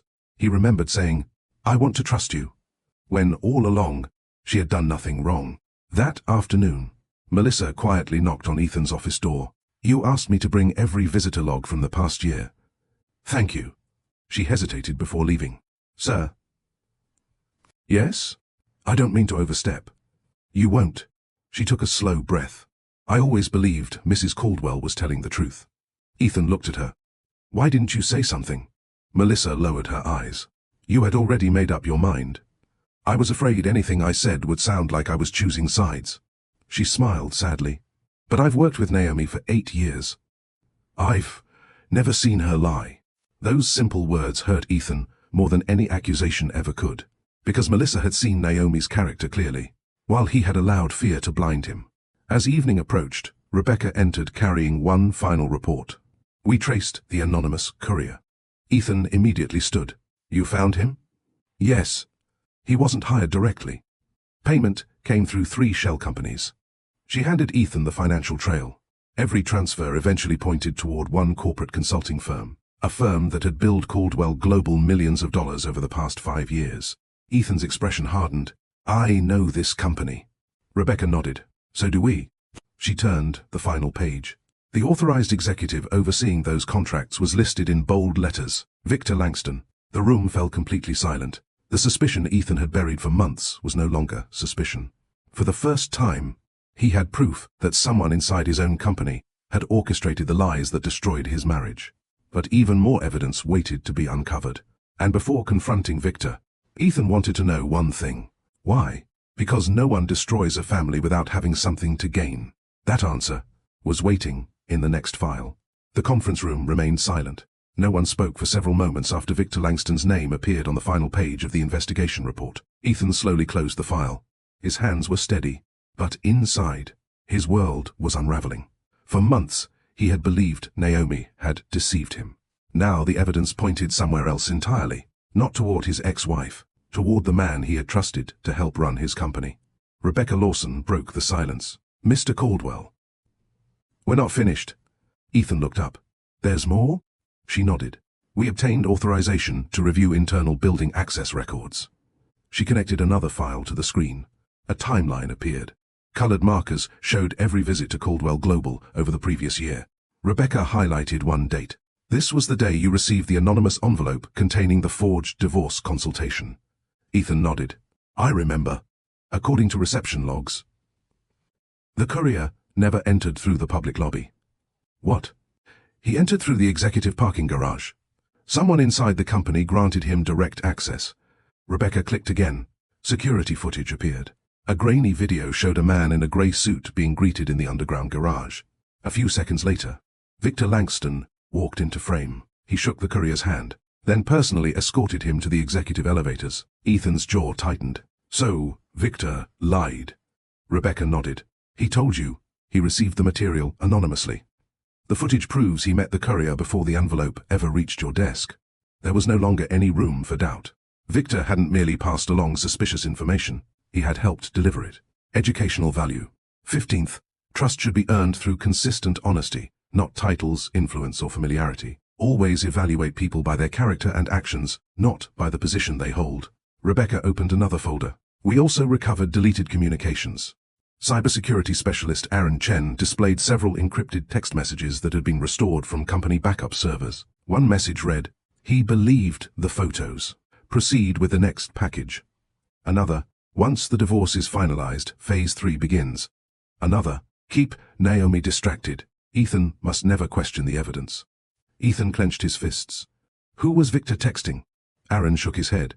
We're still identifying the second party. But whoever it was. They coordinated every step. Ethan felt physically sick. Every anonymous envelope, every edited photograph, every forged document, every carefully planted conversation. None of it had been random. It had been a calculated operation, designed to destroy his marriage. Later that afternoon, Rebecca placed one final financial report on the table. I think we've identified Victor's motive. Ethan looked up. What is it? She turned the report toward him. It showed dozens of unauthorized consulting contracts, inflated invoices, fake vendor payments, shell companies, millions of dollars quietly disappearing over several years. If you had remained emotionally focused and involved in day-to-day oversight, Rebecca explained, this fraud likely would have been discovered much sooner. She pointed to another figure. The total estimated loss exceeds $90 million. Ethan stared at the report. 90 million? Rebecca nodded. We believe Victor needed you distracted. Distracted enough not to notice what he was doing. And once your marriage collapsed, your attention shifted almost entirely toward personal damage and corporate expansion. He gained even more freedom. Ethan slowly lowered his head. So, while I was accusing Naomi, Victor was stealing from me. Rebecca corrected him gently. Not just from you. He was stealing from your employees, your shareholders, and every community your company serves. Those words hit Ethan hard, because the betrayal reached far beyond money. It had affected countless innocent people. Educational value. 16th, greed often disguises itself as ambition.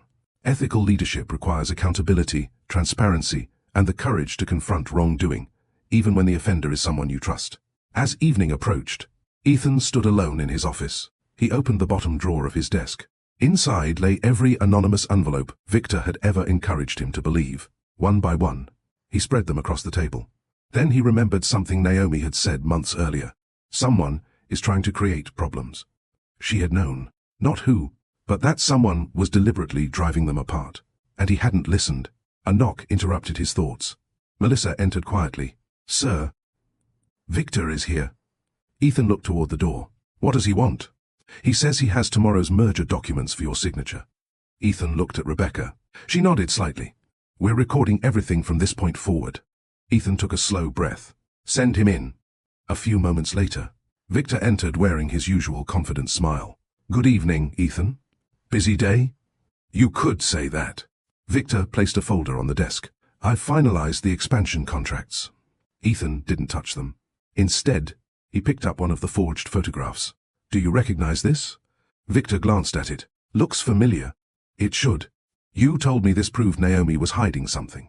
Victor shrugged. I only shared what I received. Ethan slid the original uncropped photograph across the desk.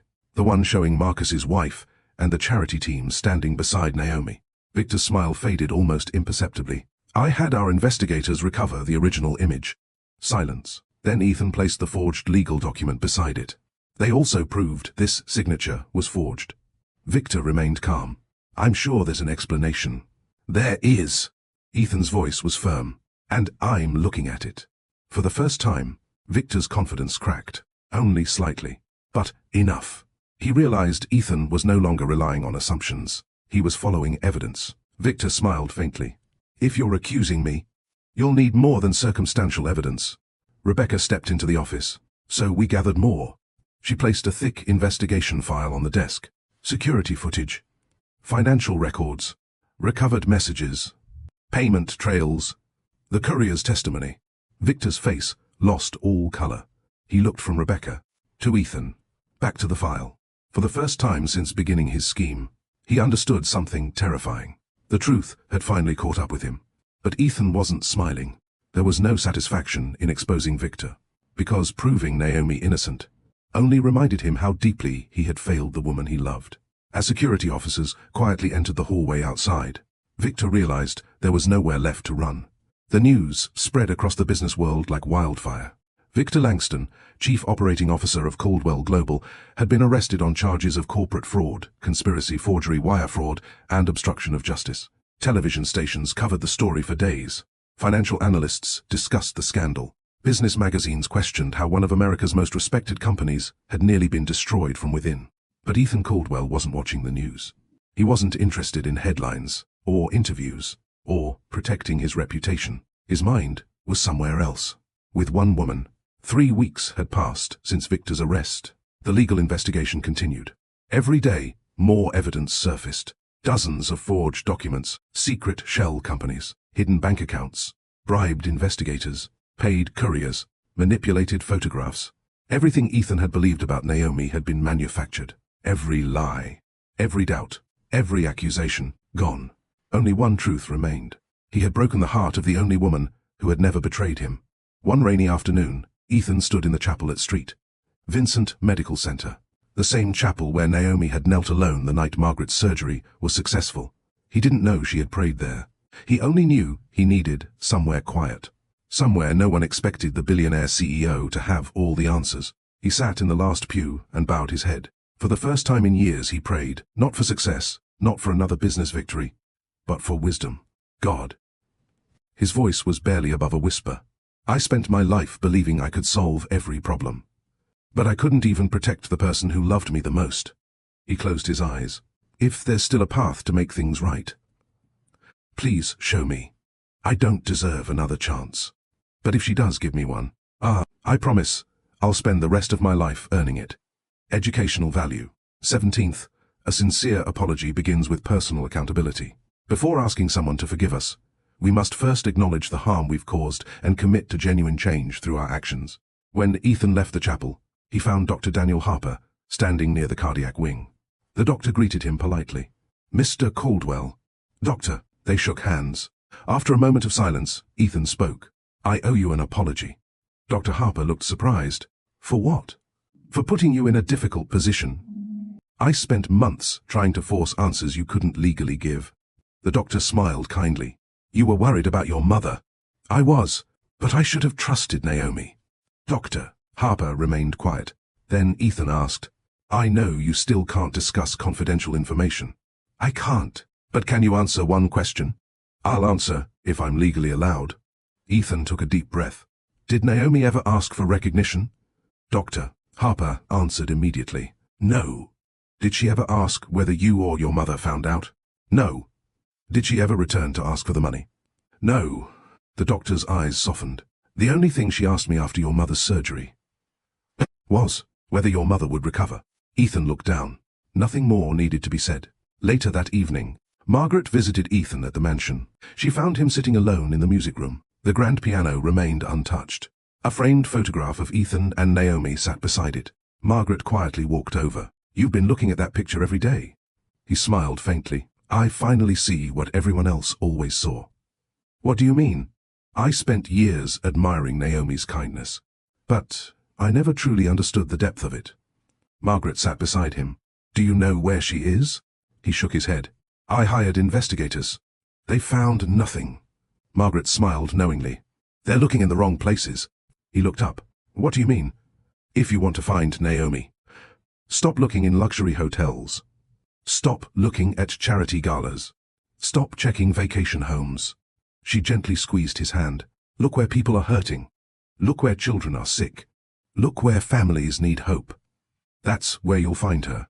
Those words stayed with Ethan, because they sounded exactly like Naomi.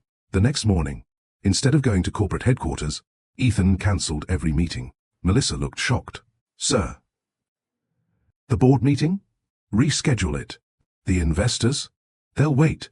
The press conference? Cancel it. What about today's acquisitions? Ethan smiled sadly. I've spent years chasing companies.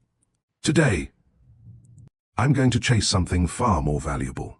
He picked up his car keys. Without bodyguards, without assistants, without cameras, he began searching. His first stop was the pediatric clinic Naomi had helped open months earlier. The director smiled warmly when Ethan introduced himself. "I'm looking for Naomi Brooks." The woman smiled. "You just missed her. Where did she go?" "She left early this morning." "Where?" "A rural community health outreach." Ethan thanked her and drove there. When he arrived, she had already left. The volunteers smiled. "You almost caught her." "Where did she go next?" "A homeless veterans shelter." He drove there. Again, he had missed her by less than an hour. Everywhere Ethan went, people said the same thing. "Naomi was here. She helped us. She paid for medicine. She spent time with the children. She fixed our roof. She brought food. She sat with my mother while she received chemotherapy. She never stayed long. But she always left people smiling." With every stop, Ethan realized something painful. He had been married to Naomi for 8 years, yet he was only now discovering the full extent of the life she had quietly built. She wasn't simply generous. She had become hope to thousands of people. Late that afternoon, Ethan arrived at a small community center on the outskirts of the city. Children's laughter echoed from the playground. Volunteers carried boxes of donated food into the building. Inside, a little girl sat coloring a picture. Ethan smiled. "Hi." She smiled back. "Hi. I'm looking for someone." "Who?" "Naomi Brooks." The little girl's face lit up instantly. "You mean Miss Naomi?" "Yes." "Is she here?" The child nodded enthusiastically. "She's in the garden." Ethan's heart began pounding. After months of searching, after months of regret, he was finally only a few steps away from the woman he had never truly stopped loving. He slowly walked toward the garden, completely unaware that the next few minutes would determine the rest of his life. Ethan's footsteps slowed as he approached the community center's garden. The afternoon sun filtered gently through rows of flowering trees. Children laughed nearby as volunteers harvested fresh vegetables from raised garden beds that would later be used to prepare meals for struggling families. Everything felt peaceful, hopeful. Then, he saw her. Naomi knelt beside a young boy who couldn't have been older than 8. The child's left arm was in a cast. He looked discouraged. Naomi smiled warmly as she helped him plant a tiny tomato seedling. "Do you know something about seeds?" she asked. The boy shrugged. "They're small." "They are. But that's not the most important thing." "What is?" Naomi gently covered the seed with soil. "They spend a long time growing when nobody can see them." The little boy frowned. "Why?" "Because the strongest roots are built underground." She smiled. "People are a little like that. Sometimes our hardest seasons are the ones that quietly prepare us for something beautiful." The boy looked up at her. "So, I won't always feel this sad?" Naomi softly shook her head. "No, you won't. You'll grow. And one day, you'll use what you've been through to help someone else." The boy smiled for the first time all afternoon. Ethan stood several yards away, unable to move. He had spent months searching for Naomi. Yet the woman standing before him somehow seemed even more extraordinary than the one he remembered. She wasn't speaking to donors, or reporters, or wealthy executives. She was giving hope to one hurting child, exactly the way she had always done. Quietly, without expecting anything in return. Educational value. 18th. Healing doesn't mean pretending the pain never happened. It means allowing our wounds to teach us compassion, resilience, and the ability to encourage others who are facing similar struggles. When the gardening activity ended, the children rushed inside for lunch. Naomi remained behind, watering the flowers. She sensed someone watching. Slowly, she turned around. Their eyes met. For several long seconds, neither of them spoke. Months of heartbreak, months of regret, months of unanswered questions, all met in one silent moment. Finally, Ethan took a cautious step forward. "Hi." Naomi offered a small, polite smile. "Hello, Ethan." Her voice was calm, gentle, not angry. Somehow, that made his guilt even heavier. "I've been looking for you." "I know." He looked surprised. "You knew?" She nodded. "Margaret called me. She told me everything." Ethan lowered his eyes. "I'm so sorry." Naomi remained quiet. "I know those words aren't enough." "They aren't." "I know." He took another slow step forward. "I believed lies. I doubted your character. I accused you of things you never did. I let someone else's voice become louder than yours." His voice broke, and I broke the heart of the woman who loved me most. Naomi looked down at the watering can in her hands. After a long silence, she finally spoke. "Do you know what hurt the most?" Ethan shook his head. "It wasn't the divorce. It wasn't losing the house. It wasn't losing our future. She looked into his eyes. It was realizing that, when someone placed lies in front of you, you believed them more easily than you believed me. Those words struck him like a wave, because they were true. Every painful word. Every one. I don't have an excuse. No. You don't. I only have responsibility. Naomi slowly set the watering can aside. I've replayed that night in my mind so many times. The night you handed me the divorce papers. I kept asking myself, what could I have said differently? She smiled sadly. Eventually I realized. There was nothing I could have said. You had already decided who I was. Ethan closed his eyes. He remembered Melissa's words. He remembered his mother's question. He remembered every opportunity he had ignored to seek the truth. I failed you. Yes, and you did. There was no anger in Naomi's voice, only honesty. Just then, Margaret quietly entered the garden. She had arrived only moments earlier, but chose not to interrupt. Instead, she listened. Naomi noticed her first. Margaret, the older woman, walked forward and embraced her tightly. For several moments, neither of them could speak. Finally, Margaret whispered through tears, "My beautiful girl." "Why?" Naomi smiled gently. "Why what? Why didn't you tell me? You saved my life. You paid everything. You let me believe a stranger had done it." Naomi gently held Margaret's hands. "Because I didn't save your life so that you'd feel indebted to me. I saved your life because you're family." Margaret's tears flowed freely. "You still call me family?" Naomi smiled. "You've never stopped being family." Margaret could no longer hold back her emotions. She hugged Naomi once again. "You have the most beautiful heart I've ever known." Ethan stood silently, watching the two women embrace. The scene reminded him of something he had once taken for granted. Naomi had never loved only him. She had loved everyone connected to him. His mother, his employees, his community, his dreams. And he had repaid that love with suspicion. He stepped forward again.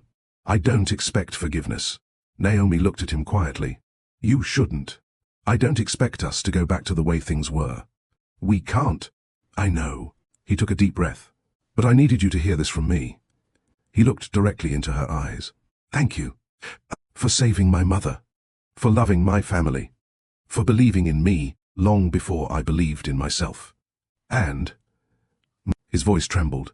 "I'm sorry for becoming the kind of man who made you feel like you had to suffer in silence." Naomi's eyes filled with tears. For the first time since he arrived, she saw something different in Ethan. Not the confident billionaire CEO, not the man obsessed with success, but a man who finally understood the cost of his choices. Still, understanding was not the same as healing. She gently wiped a tear from her cheek. "Ethan, I forgive you." His breath caught. "But forgiveness," she paused, "doesn't erase broken trust. It simply removes the weight of bitterness." The words settled over the garden. Beautiful, honest, painful. She smiled softly. "My heart has forgiven you. But my heart also needs time." Ethan nodded slowly. "I'll wait. A month. A year. As long as it takes. I'm not asking you to wait." She looked at him with quiet kindness. "I'm asking you to become the man you wish you had been. If our paths meet again after that, we'll let God decide the rest." A gentle breeze rustled through the trees. Neither of them reached for the other, not yet. Because some love stories aren't healed by dramatic declarations. They're healed, one honest decision, one changed habit, and one faithful day at a time. As Ethan watched Naomi return to the children waiting inside the community center, he realized this wasn't the end of his journey. It was the beginning of becoming worthy of the woman he still loved. 3 months passed. For the first time in nearly 20 years, Ethan Caldwell wasn't making headlines for acquiring another company. He wasn't appearing on magazine covers. He wasn't giving interviews about billion-dollar deals. Instead, he quietly disappeared from the spotlight.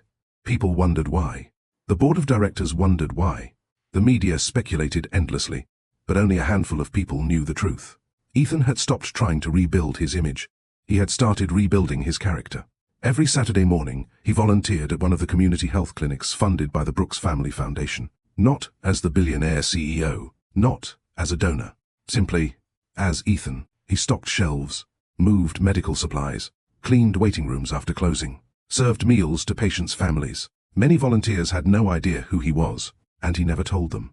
One afternoon, an elderly man smiled after Ethan helped him carry groceries to his car. "Thank you, son. It was my pleasure. You've got a good heart." Ethan smiled quietly. "I'm still working on it." Margaret noticed the changes immediately. Her son no longer measured success by quarterly reports. He measured it by the number of people he could help. One evening, she found him repairing playground equipment at a neighborhood center. "You could have hired a contractor." "I could have. So why are you doing it yourself?" Ethan tightened another bolt before answering. "For years, I solved problems by writing checks." He looked around at the children laughing nearby. "I'm learning that sometimes. People need your hands more than your wallet." Margaret smiled proudly. "Your father would be proud. I hope Naomi would be too." Educational value. 19th, real transformation isn't proven by promises, it is revealed through consistent actions. Anyone can apologize with words, but genuine change is demonstrated through daily choices. Several weeks later, the Caldwell Foundation announced a nationwide partnership with the Brooks Family Foundation. Reporters immediately assumed it was another corporate publicity campaign. They couldn't have been more wrong. At the press conference, Ethan stepped onto the stage. Television cameras flashed. Journalists filled the room. The moderator smiled. "Mr. Caldwell, we're told today's announcement is historic." "It is." He stepped to the podium. "I've spent most of my life believing leadership meant building successful companies." He paused. "I was wrong." The room became silent. Leadership begins with humility. It requires listening before judging. It requires protecting trust instead of assuming the worst. He took a slow breath. "A year ago, I made the biggest mistake of my life." The audience exchanged confused looks. "I allowed lies to become stronger than truth. I doubted someone whose integrity had never given me a reason to doubt. I hurt someone who deserved my complete trust." He didn't mention Naomi by name. He didn't tell the world about the divorce. Some stories deserved privacy, but because of that painful lesson. "Our company will commit $1 billion over the next 10 years to provide life-saving medical care for families who cannot afford treatment." The audience erupted into applause. Ethan raised his hand gently. "Please. This isn't charity. It's responsibility. No child should lose a parent simply because healthcare is out of reach. No family should watch someone they love suffer because they lack financial resources." The applause grew even louder. Watching the broadcast from her office, Naomi quietly wiped away a tear. She wasn't impressed by the amount. She was moved by the reason behind it. For the first time, she saw a man who truly understood her heart. That evening, Ethan received a handwritten letter. There was no return address. He recognized the handwriting immediately. Naomi's. With trembling hands, he opened it. "Dear Ethan, Margaret called and told me about today's announcement. I smiled when I heard you say, 'Leadership begins with humility.' Months ago, those words would have surprised me. Today, they sounded like the man I fell in love with. Thank you for choosing growth instead of pride. Thank you for using your influence to help people who may never know your name.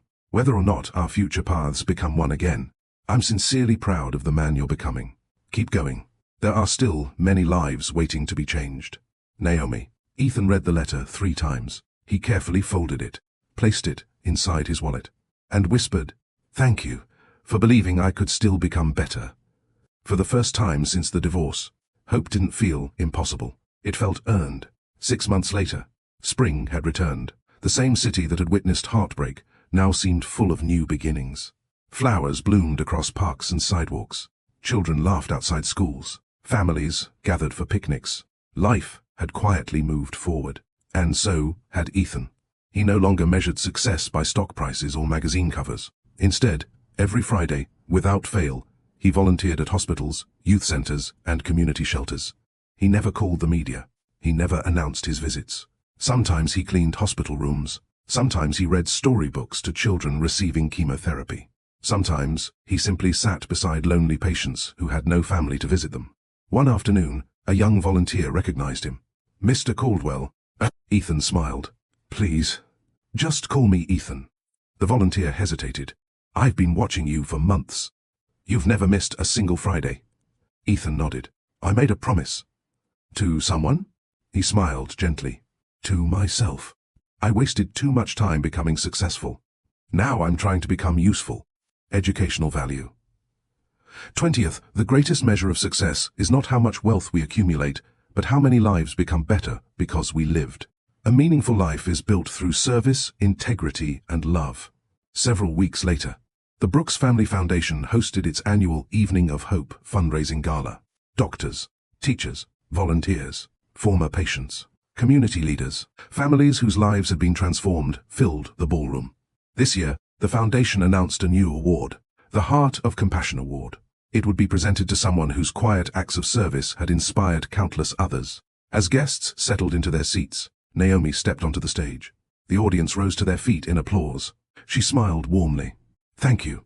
When my father was alive, he taught me something I'll never forget. Kindness is most beautiful when it expects nothing in return." The room grew quiet. For many years, I believed I understood what those words meant. She looked across the audience. But recently, I've learned something else. Sometimes kindness also means believing people can change. Several people exchanged curious glances. Naomi continued. Tonight's recipient didn't simply write a donation. He gave his time. He served quietly. He accepted responsibility for his mistakes. And he chose growth over pride. She smiled. I'd like to invite Ethan Caldwell to the stage. The ballroom fell silent. Then, applause slowly began. It grew louder and louder, until every person in the room was standing. Ethan looked stunned. He hadn't expected this. He slowly walked to the stage. As he reached Naomi, she handed him the Crystal Award. He looked down at it, then back at her. I don't deserve this. Naomi smiled.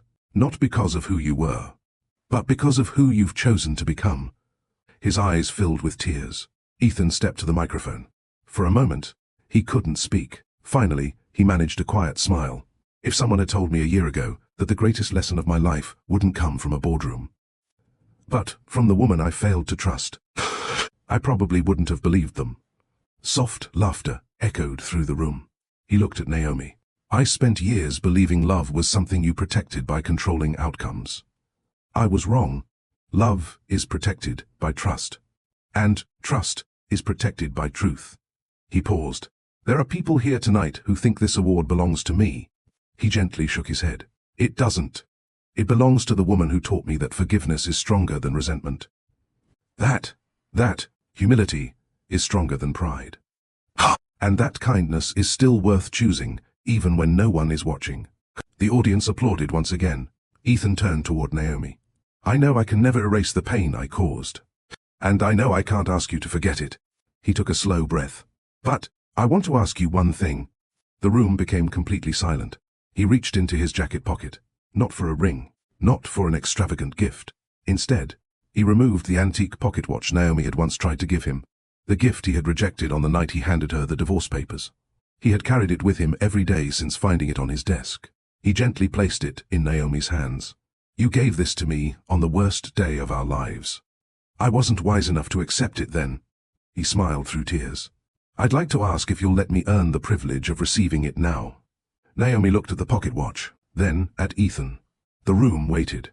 She closed her fingers around the watch. I told you once that forgiveness and trust weren't the same thing. You did. And I meant it. She stepped a little closer. Trust isn't restored in a single conversation. It's rebuilt through countless faithful choices. Ethan nodded. I know. She smiled. And for the past 9 months, you've been making those choices. A tear rolled down Ethan's cheek. Naomi reached out and gently took his hand. Not dramatically, not hurriedly, simply, with quiet certainty. I can't promise we'll never face difficult seasons again. No marriage can. But I believe we've both learned something priceless. She smiled. This time, we'll face them together. The audience erupted into applause.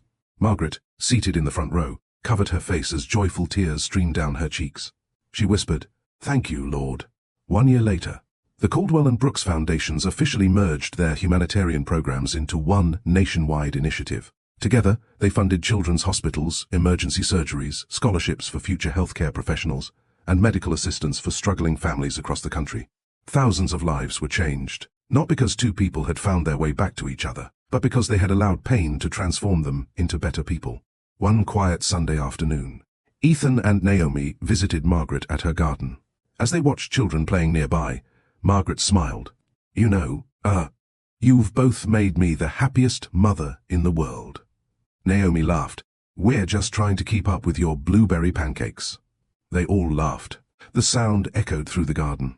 Peace had finally returned, not because life had become perfect, but because truth had defeated lies, humility had defeated pride, and love, patient, tested, and strengthened, had defeated fear. The moral of the story: never make permanent decisions based on temporary emotions or unverified assumptions. Trust must be protected with honest communication. True kindness asks for nothing in return. Real wealth is measured by the lives we touch, not the money we possess. And above all, love isn't proven by grand speeches or expensive gifts. Love is proven every single day through trust, sacrifice, forgiveness, and consistent actions.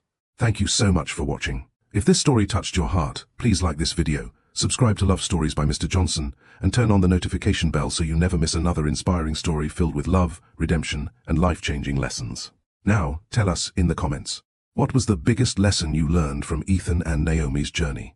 Until next time, stay kind, stay hopeful, and remember, one act of genuine compassion can change someone's life forever.